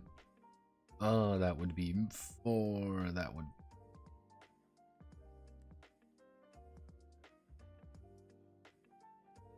There we go. Little... about as strong as they would be, but they get to ramp up a little bit more. So 45... yeah. But they get better, but they get roughly better things. So this would be all their primary, secondary, and tertiary stuff. They don't get that. They get their second attack. Let me double check. Let me double check my notes here. Let's see. Half martial, second attack at 8. So at 8, you get your second attack. You get a second attack at 8, but you don't get any bonuses.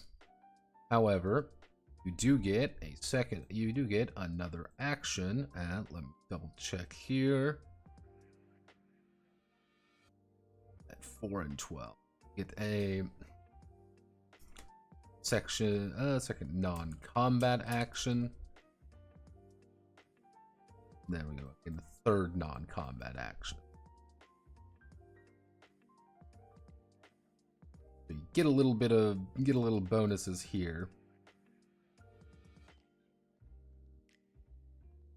So we get a little bonuses there. Do you get any other bonuses immediately unless we want to say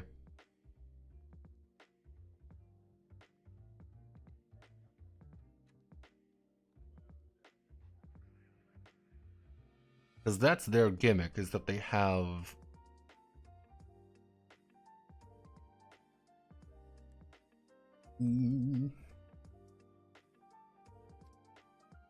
actually, we can get rid of... We put the third non-combat action there, and then we get... we put the second attack... We put the second attack on 7. You still get it, but it's not that much later on. We get the second attack at 7, second non-combat at 4, third non-combat at 5, and then you get the...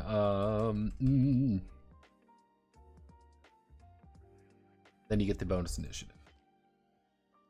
Actually, we can probably even do like...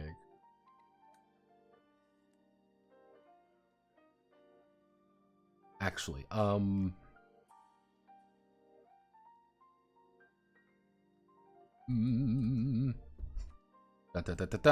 know what I'm doing. We ring deck the second attack there. Or at level 4, we get the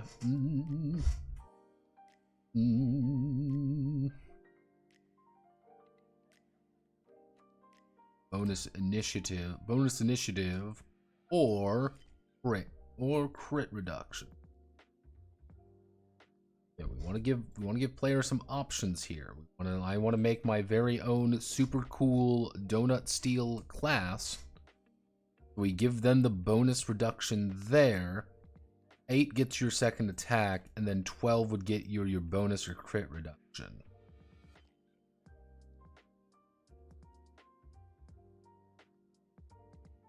And then their 0 level feature would be... I guess we can do... What do we give them then?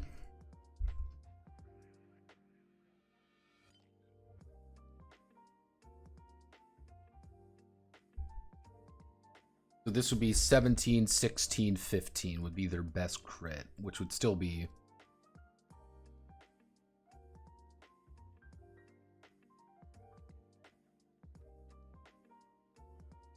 No, actually, no, that would be right.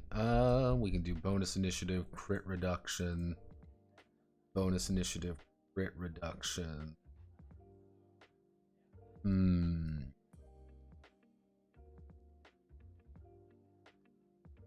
I guess the idea, let's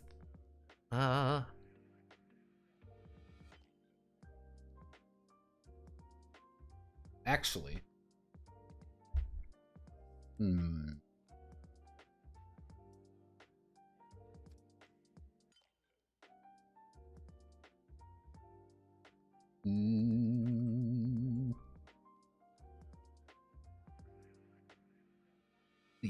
how did you end up developing? Got the big jumps there. 10,000, 8,000, 10,000. 2,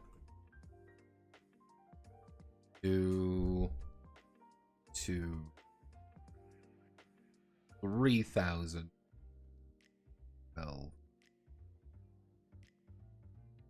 4, and then 4,000.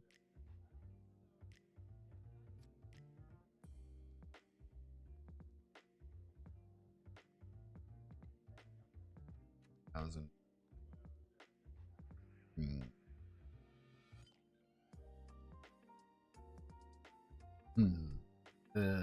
1, 2, 3, 5.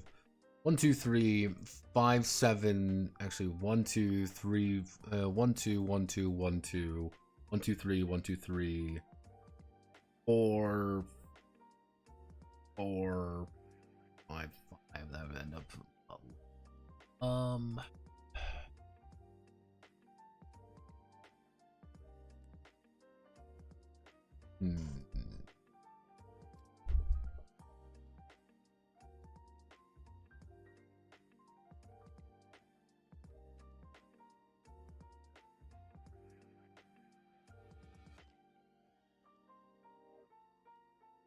You 1, 1, 2, 2, 2, 2, 3,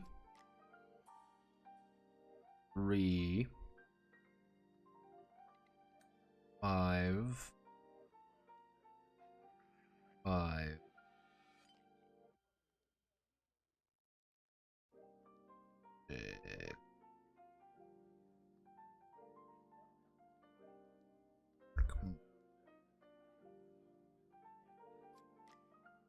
How do we get to 50,000?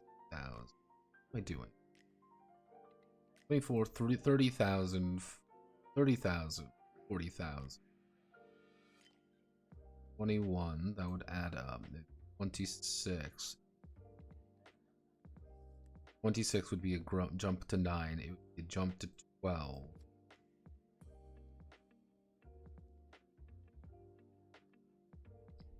Harder to reach the highest echelons. Getting past here would be the hard part.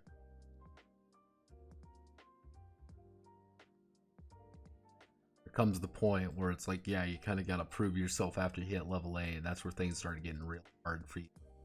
Warriors have a much more gradual improvement rate. Warriors are going to improve a lot more gradually, but those final 3 levels are going to be the hard one for you.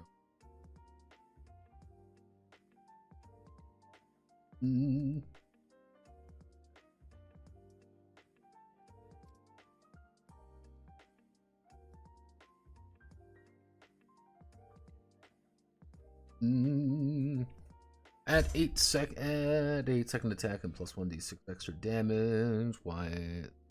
Very poor hit. Bonus to hit anyway. That's why I'm adding like the plus any, just in case people want to do something like that.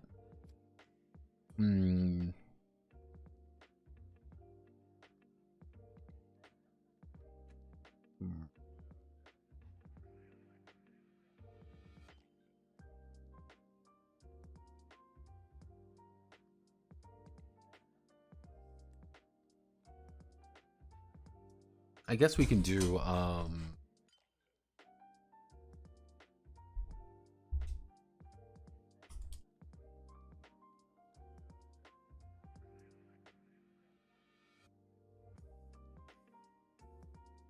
you can do something like that. 1 at 5, so 4 different. There we go. That's our ore situation. Sneak attack is going to be our, like, oh hey, you get to do a thing. Bonus damn. Actually, no, we can do how would you like a critical attack? I don't know how you would. I don't know how I would work that. Sneak attack worked pretty well. Because what the idea with there is that what we can do for a rogue class is when you're designing a class, if you want to make your very own rogue class, for example, what you can do is you can say, hey, this character is going to get a sneak attack, which is going to be bonus damage on crit. You crit, you do bonus damage.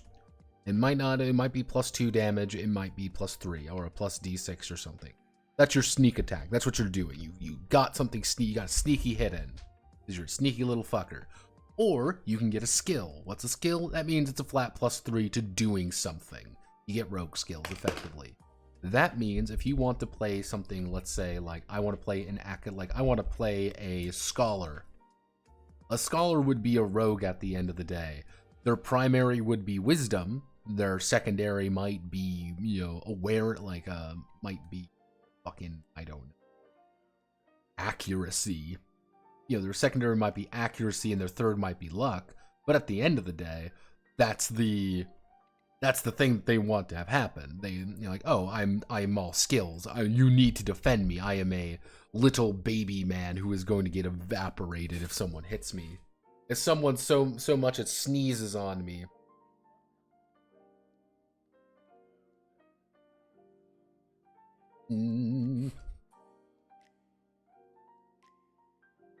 I guess we can do. If we just say like, oh, gear all, and then we do like gear,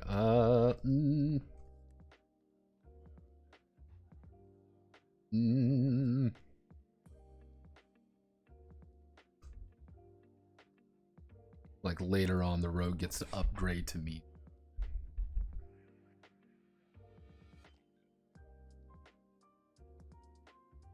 Yeah, we do. Then we'd have the mage class, the mage class.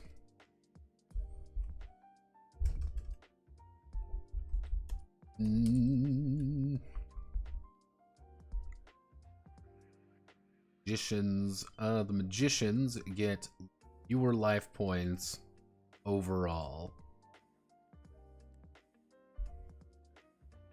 They're gonna only start at 10. They're gonna get a 1, 2, 3, 4. Then they're going to get a then they're going to get a 3. A 4.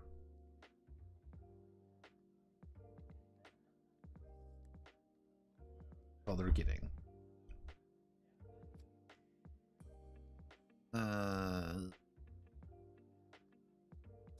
3, 3, 4, 4,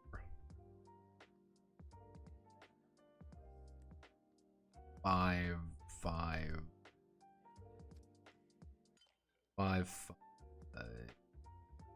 5, something. Math. Oh, I see. I see where the math went wrong. Okay, so 16. Let's see, 2, and then we bump it up to 3. Bump it up to 3. We go immediately to 4. Go to 4. Go to 4.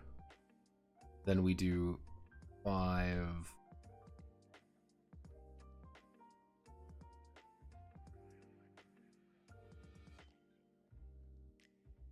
Yeah, something like that. Actually,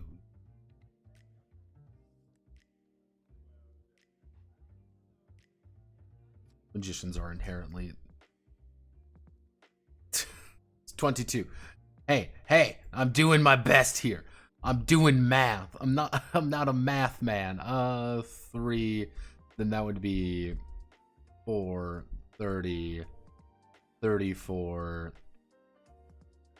Then we'd actually go by 9, so that'd be 39, 44, 49. Plus it by 5 would be 54, but we can go to 55 instead. There we go. Don't need to worry about this. Gear, none. You get no gear. None. You get dog shit gear for the first, like, let's say like this, and then you get to go upgrade to like.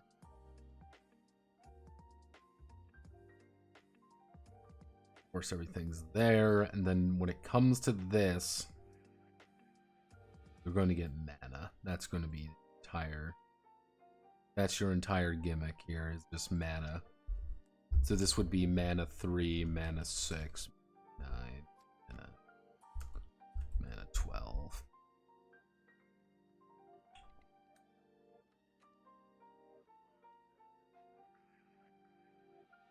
Or increases. Right. Well, the fact that it's almost right. If we do guess we can just do mana 40. Like, honestly, if we do something like that, yeah, then you get the last 40 there. There you go. See, this one's a little bit more complicated to think about because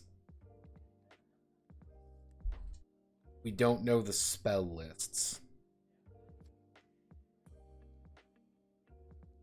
And I can't really make an assumption about the spell lists either. Alright. I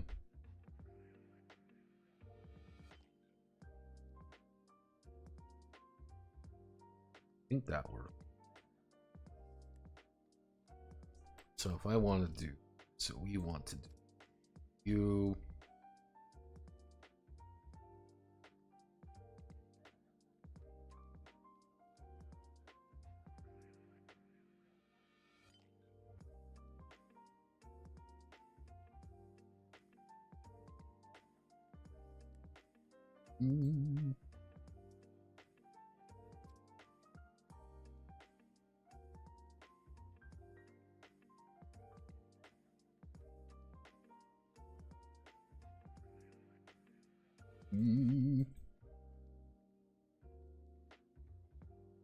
Want to do something like this. So I am making a brave warrior.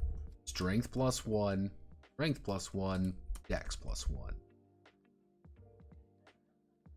I can wear all my armor, I can wear all my armor, I can wear all my gear. Then it's going to be strength, strength +1, dex +1. Then we have accuracy. Then we get any +1. We get our second attack, and then we do whoop, whoop, whoop, whoop. There we go. So by the end, we would have pretty good, and then we would have a second attack, protection +1.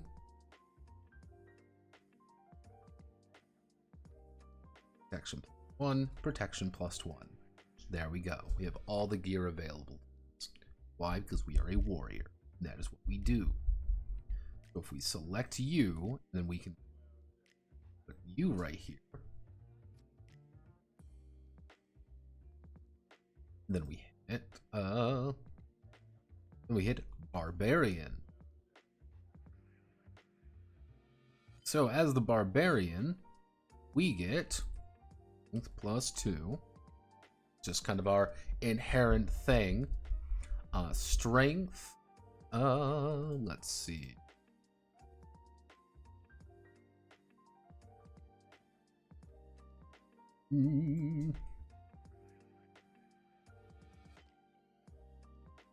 I think the barbarian deserves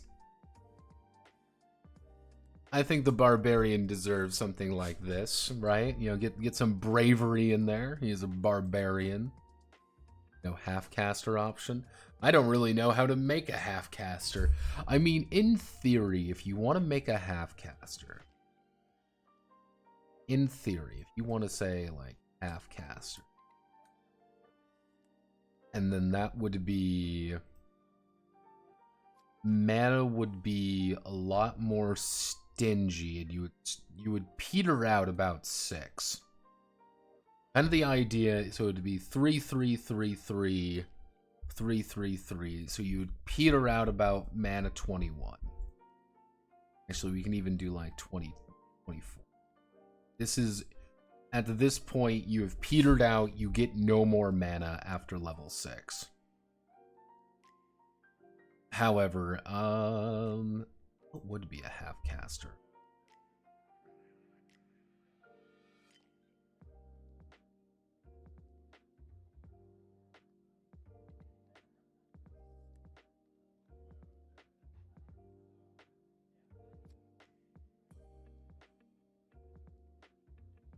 Because all a half-caster is technically is a spell blade.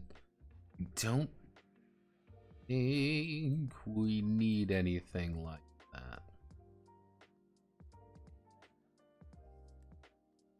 Oh, yeah.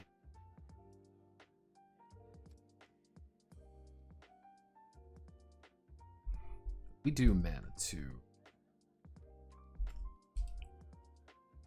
6.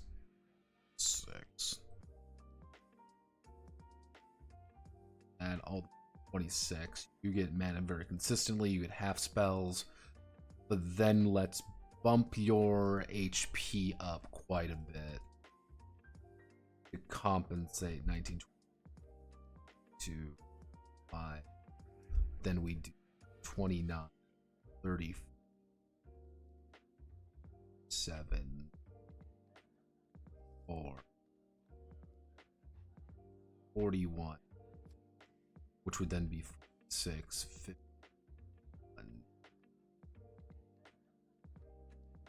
Have more HP than the rogue. We don't hold that. Whoopsie doopsie. 19, 23. Let's keep you at 3 for a little bit longer. 30, 34. Then we increase you up to 4. 42.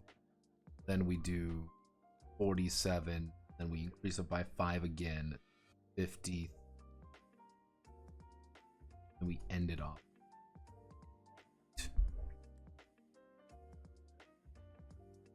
Your HP growth is a little bit more...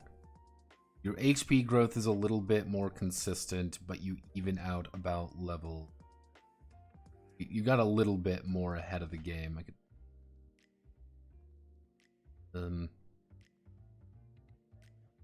we start doing it at 4 here, so this would be 5. So this would have to be 39, which would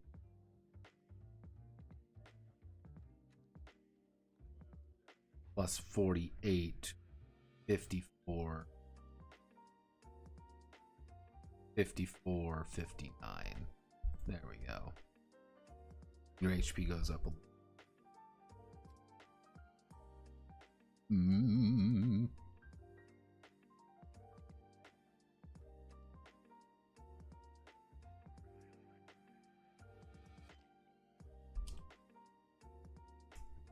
We'll do second attack at 6.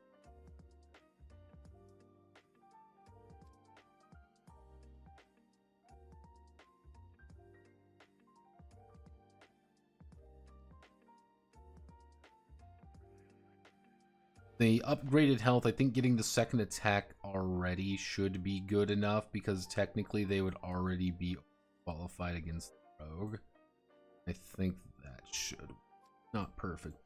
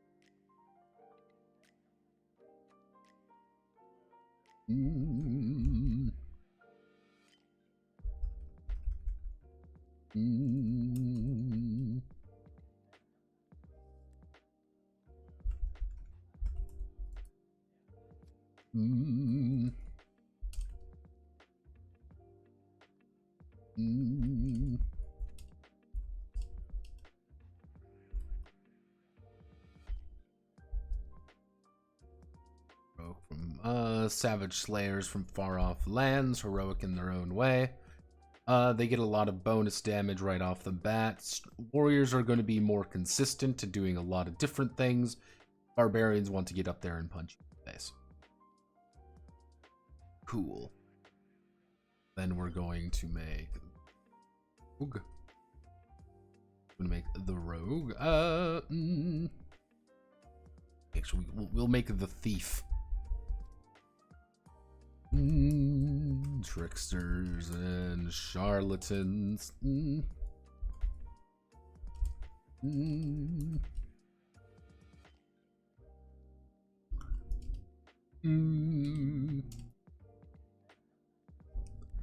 Tricksters and charlatans. Tricksters and charlatans. They have all these things here. They're out. This 1, 2, 1, 3. Focus all of this. So you get +1 luck. Actually, no, you get +1 accuracy and +1 luck. Actually, would they get dex or luck?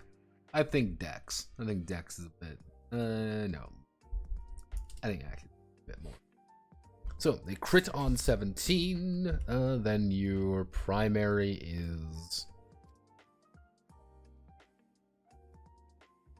So luck so they get luck +1 LCK +1 accuracy +1. They wouldn't get bravery. They would get Dex. Yep, that's what they get. They get Dex. These aren't brave. Thieves aren't brave. They're the ones getting out of. They're the ones getting into trouble. Very rarely do they want to be in trouble, though. So they want that. They want this, and then we get sneak attack or skill crit on 17. Crit on 17. They get a They get a thieving skill. It's the +2 initiative. +2 initiative. And then crit on 16. Crit on 15. They get sneak attack.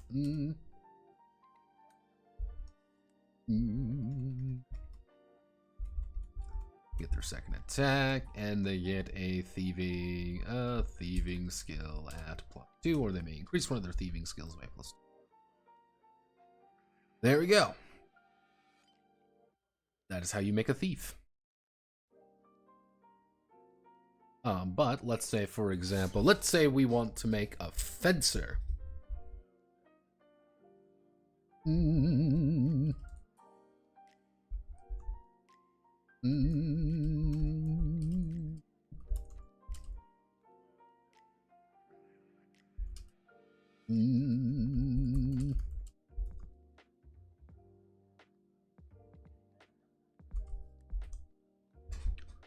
So, he doesn't need accuracy, he needs Dex. He's all Dex. That's all he cares about. Why is he investing only in sneak attack? Because that's what he does. He is all Dex +1. And this would be his bravery would be +1. Actually, let's flip the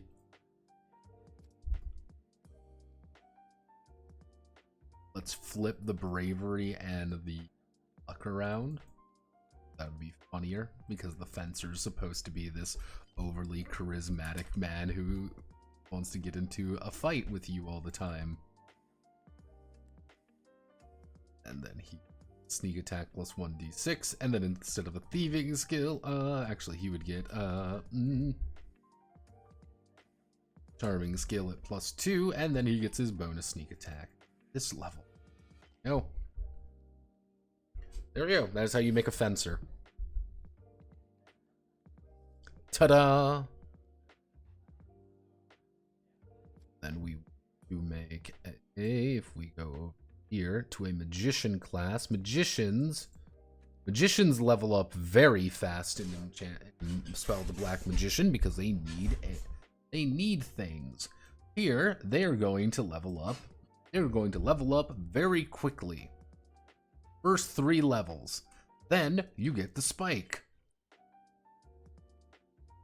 Actually, no, we want to do 2,000, 4,500, 7,500, 10,500. Then we go 14,500, then 1,600. 6,000, we go 36,000.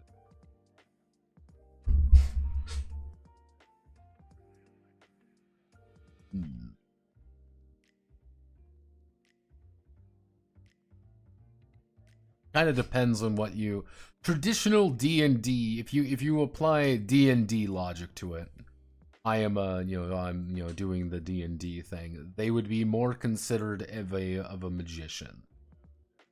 If I were to make a bard here, it would be You are an actual, like, your combat skills are minimal. You are a guy who knows how to play an instrument really well. What magic stuff you know is based off of stories you might know about. 500. We do 1,000, 2,000, 4,000, 9,000.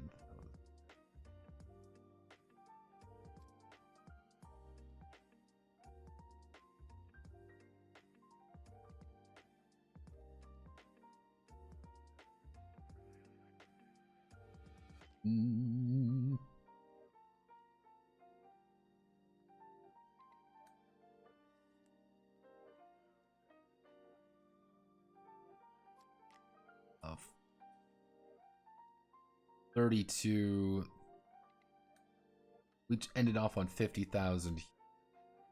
That would be 40,000. 26. Actually, if we do 30, actually do 25,000, 30,000, 35,000. Technically, getting to the... It's a lot easier to hit level 4. It's a lot easier to get those first 3 levels as a magician. It just spikes very hard. And you are a bogey advancement. You're going to level up. Half-casters get the best of both.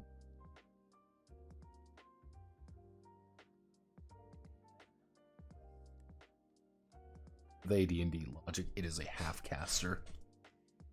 So, we've got a barbarian, a thief, a fencer, and we want to do, you know what? Let's bring out a...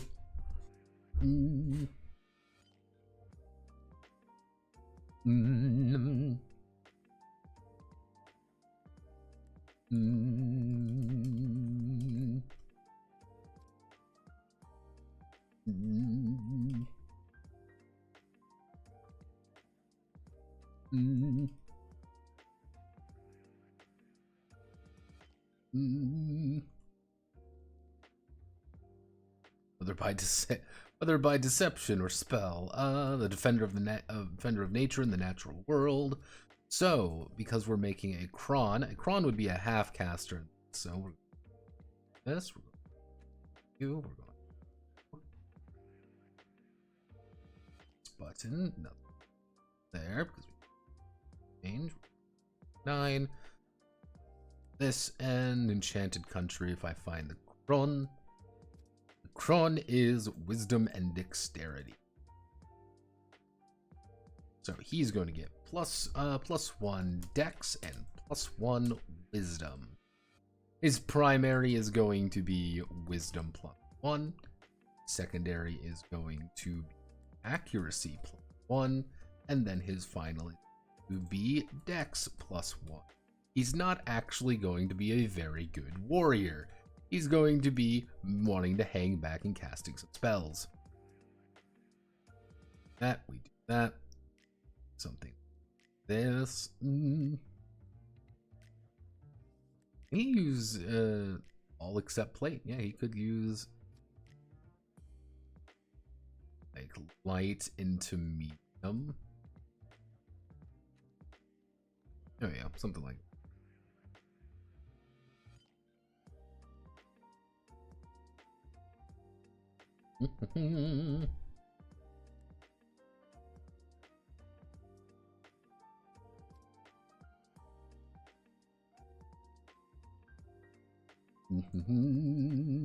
There we go. Cast half level, second attack.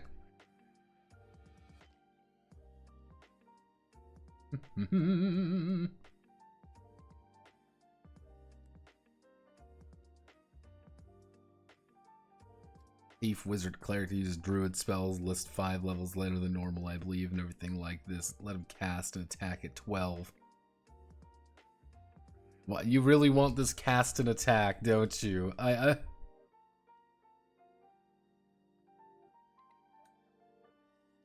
I mean, technically, isn't that the second attack? I mean, if we just say... If we give him the second attack, but we just clarify that, like, you can cast a spell with that attack,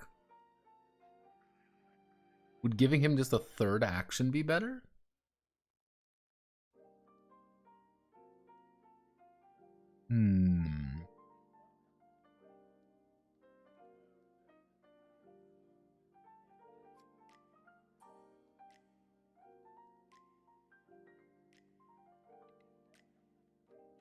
At level 6, you'd have level 3 spells, and he could technically do, I mean, this...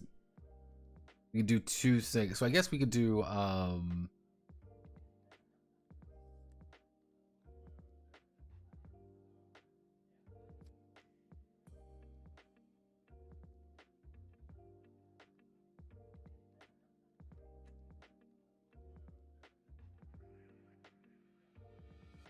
could throw it.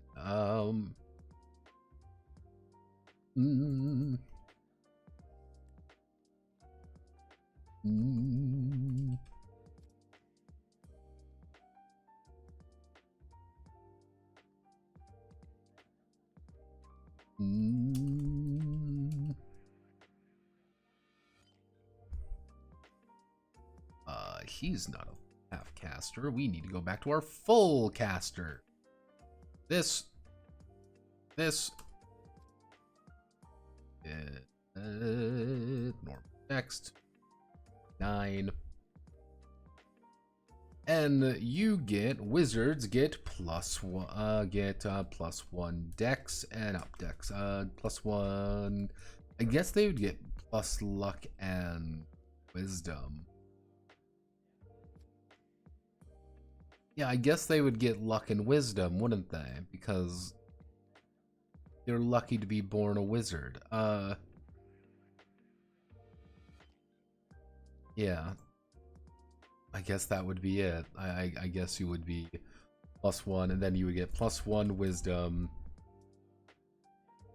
+1 luck, +1. What would your tertiary attribute be? What would your tertiary attribute be? It would be... I guess accuracy, wouldn't it? I guess it would be accuracy. Yeah.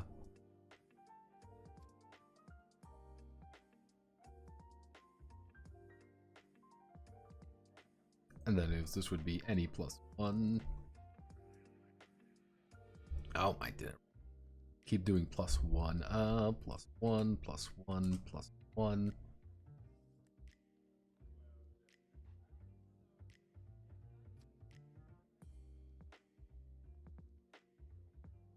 Here, post here. They don't get very good.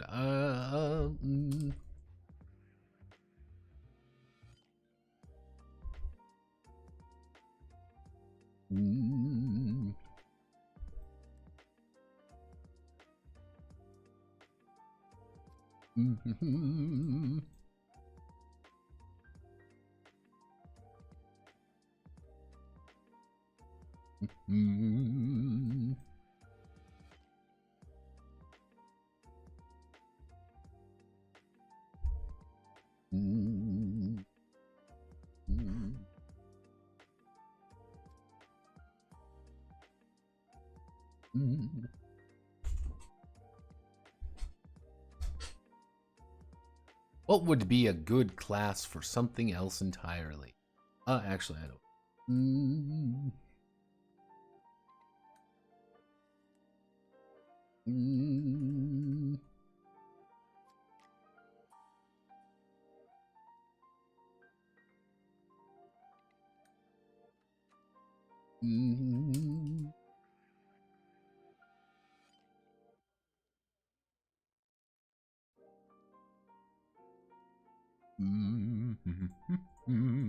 No. Class, because he is a martial class. This button text because not this you.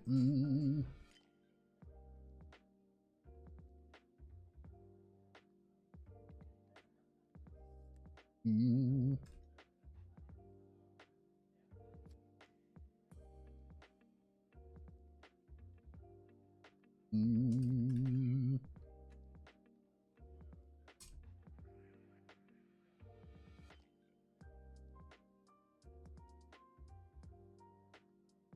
Mm.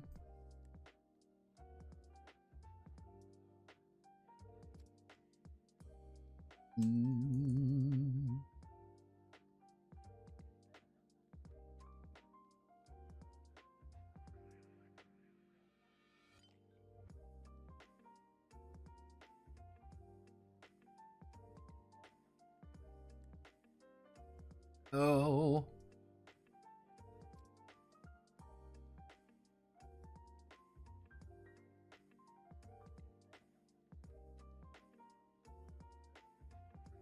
Yeah.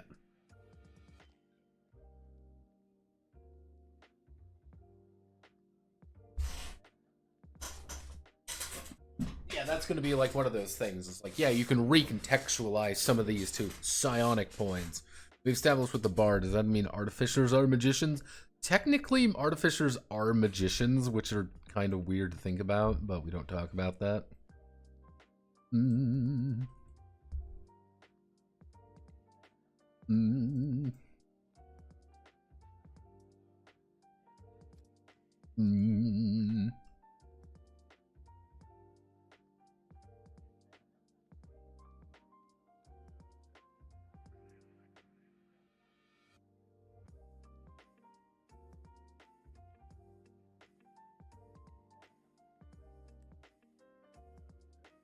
Mm.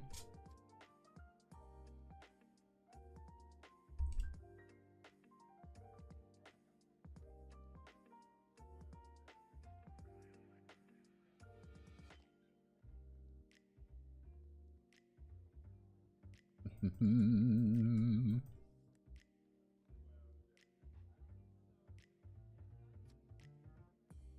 Mm.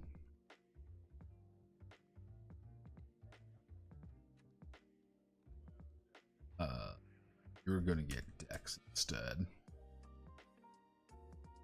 Actually, wisdom, luck.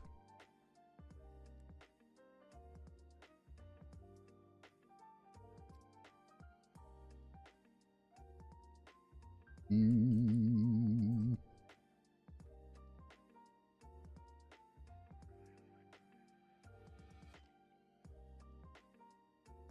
Mm.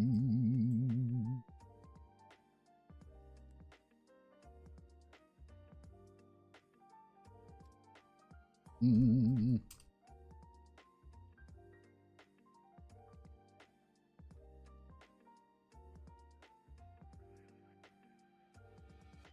Mm.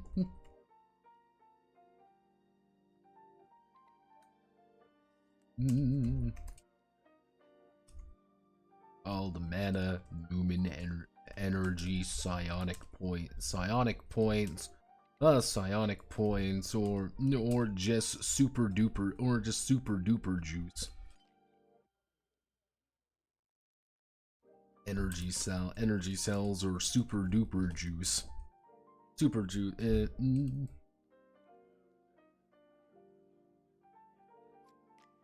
Yeah, it will work the same. That's kind of the idea. It doesn't really matter what it is. It just works the exact same.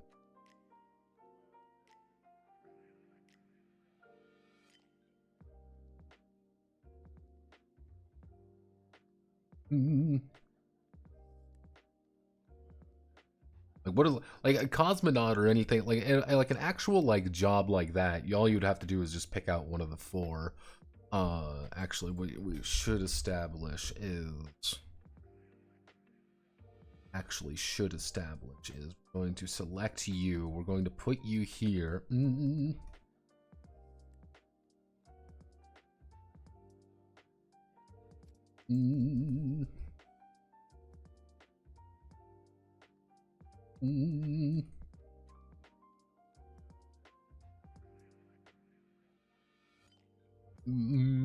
Those who fight with determination. We do this.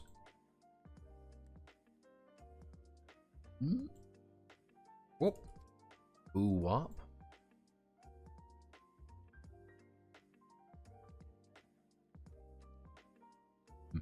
Mm.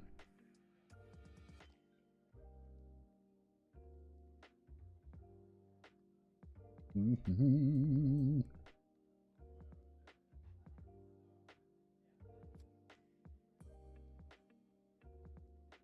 Slash protection +1.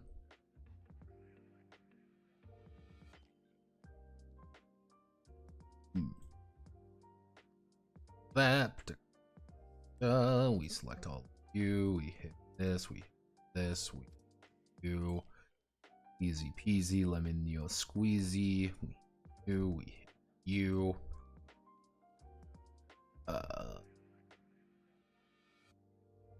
We're gonna be able to get, want to do the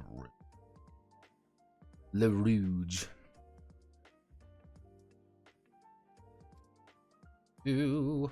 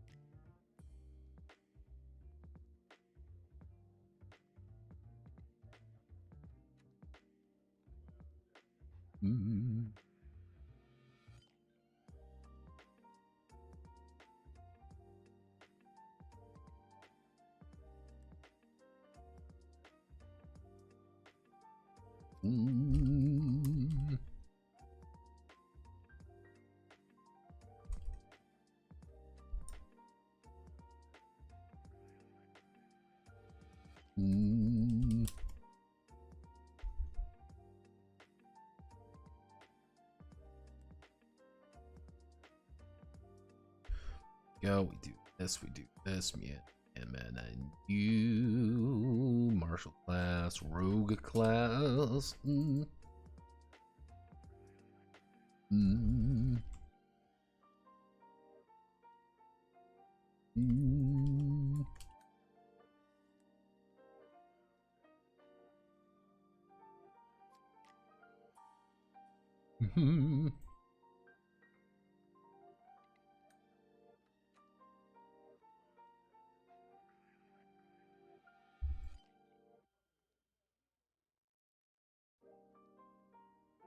That's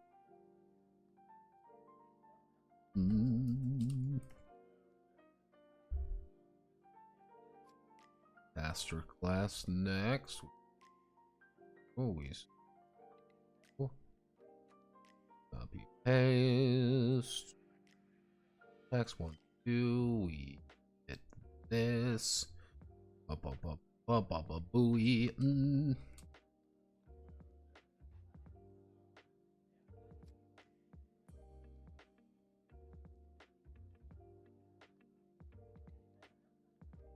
Booey.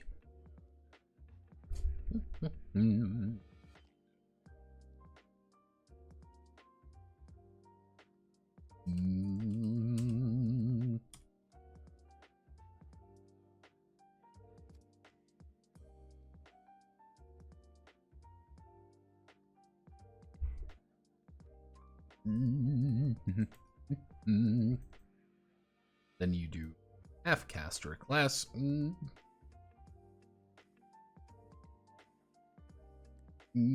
Actually, no, we can call, what would be a good way of working? It's a gish. I mean, the term gish is like,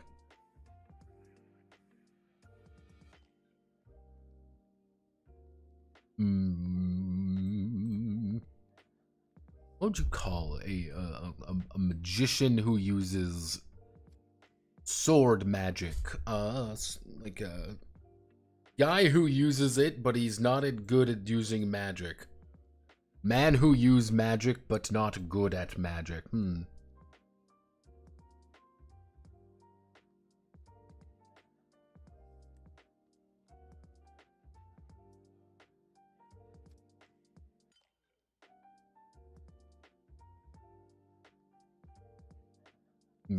Sword singer.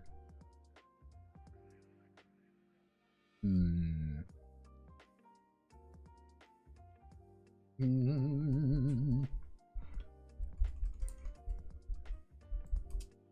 we can call them Magus.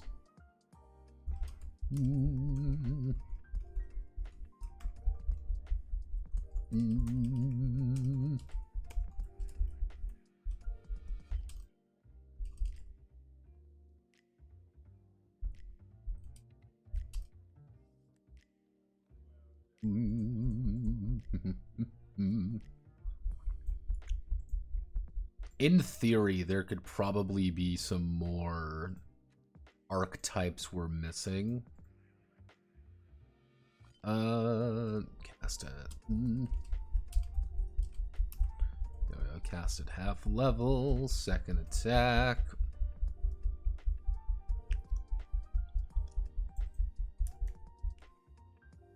Second action. Now we'll go second attack.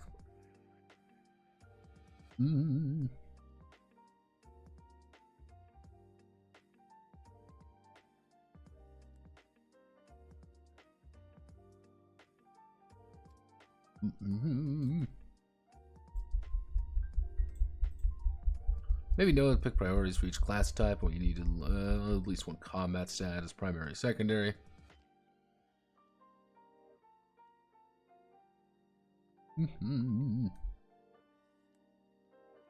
Actually, what we can do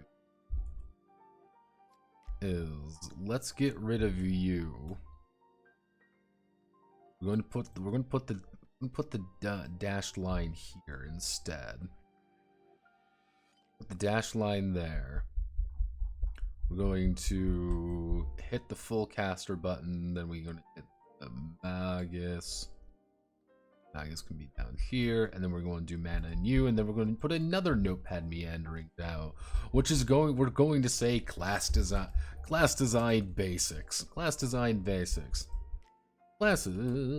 Actually, we should open this real fast. Classes are a class is going to bedrock of the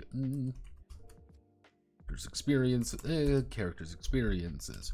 Overall, each of the four generic classes, have their advantages, and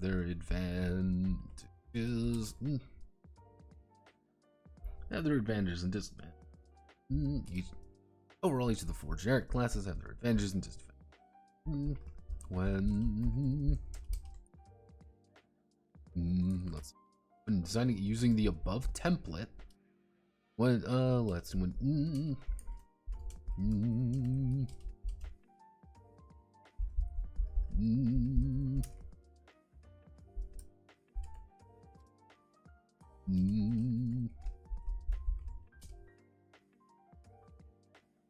see, primary, secondary.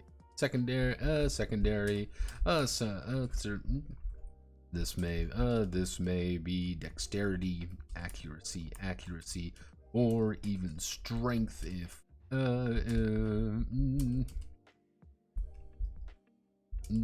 particularly confident. However, if you want to design your own class, then fine. I cannot stop you. I cannot stop you at all. In theory, we could probably convert a bunch of glog stuff to it. I'm curious. Glog class.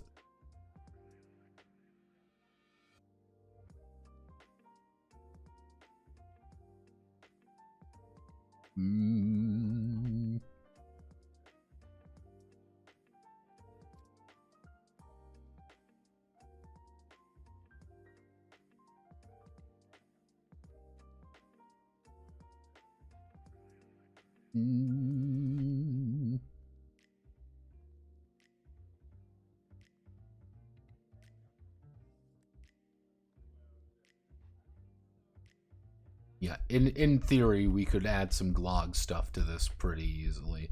We're not going to. If you do something, then fine. I cannot stop you. Cannot stop you at all. Just keep the rough basics and Let's keep the rough basics. XP, EXP, experience points, end at 50,000, end at 50,000, and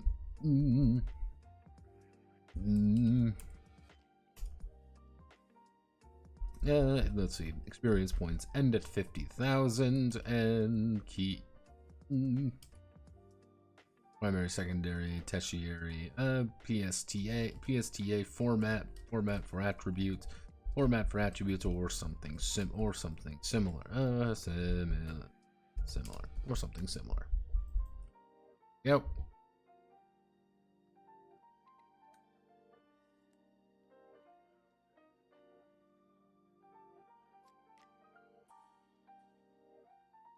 Easy peasy. Is enchanter type class we conversion full march. They use tiny pool of mana to do cool shit. Monk shapeshifter.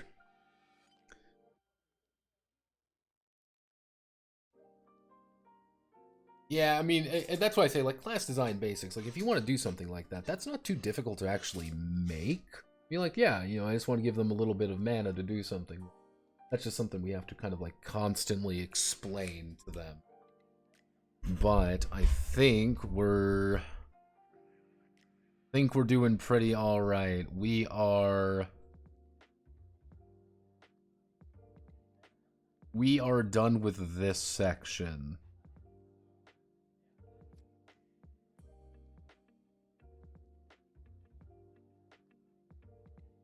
We're done with this section. So probably next week on Monday.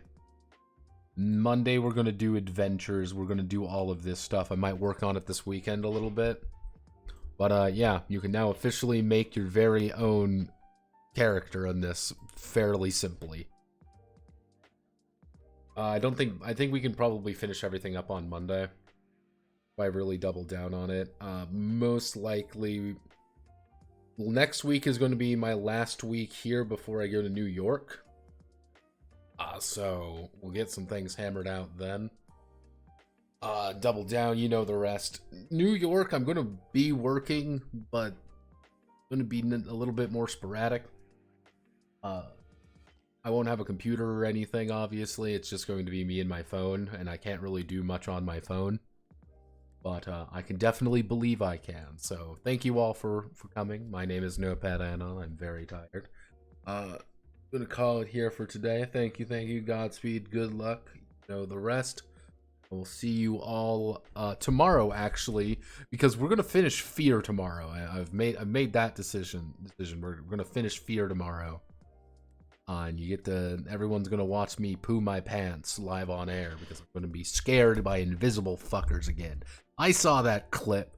I know who clipped it. You can't hide from me. God damn it.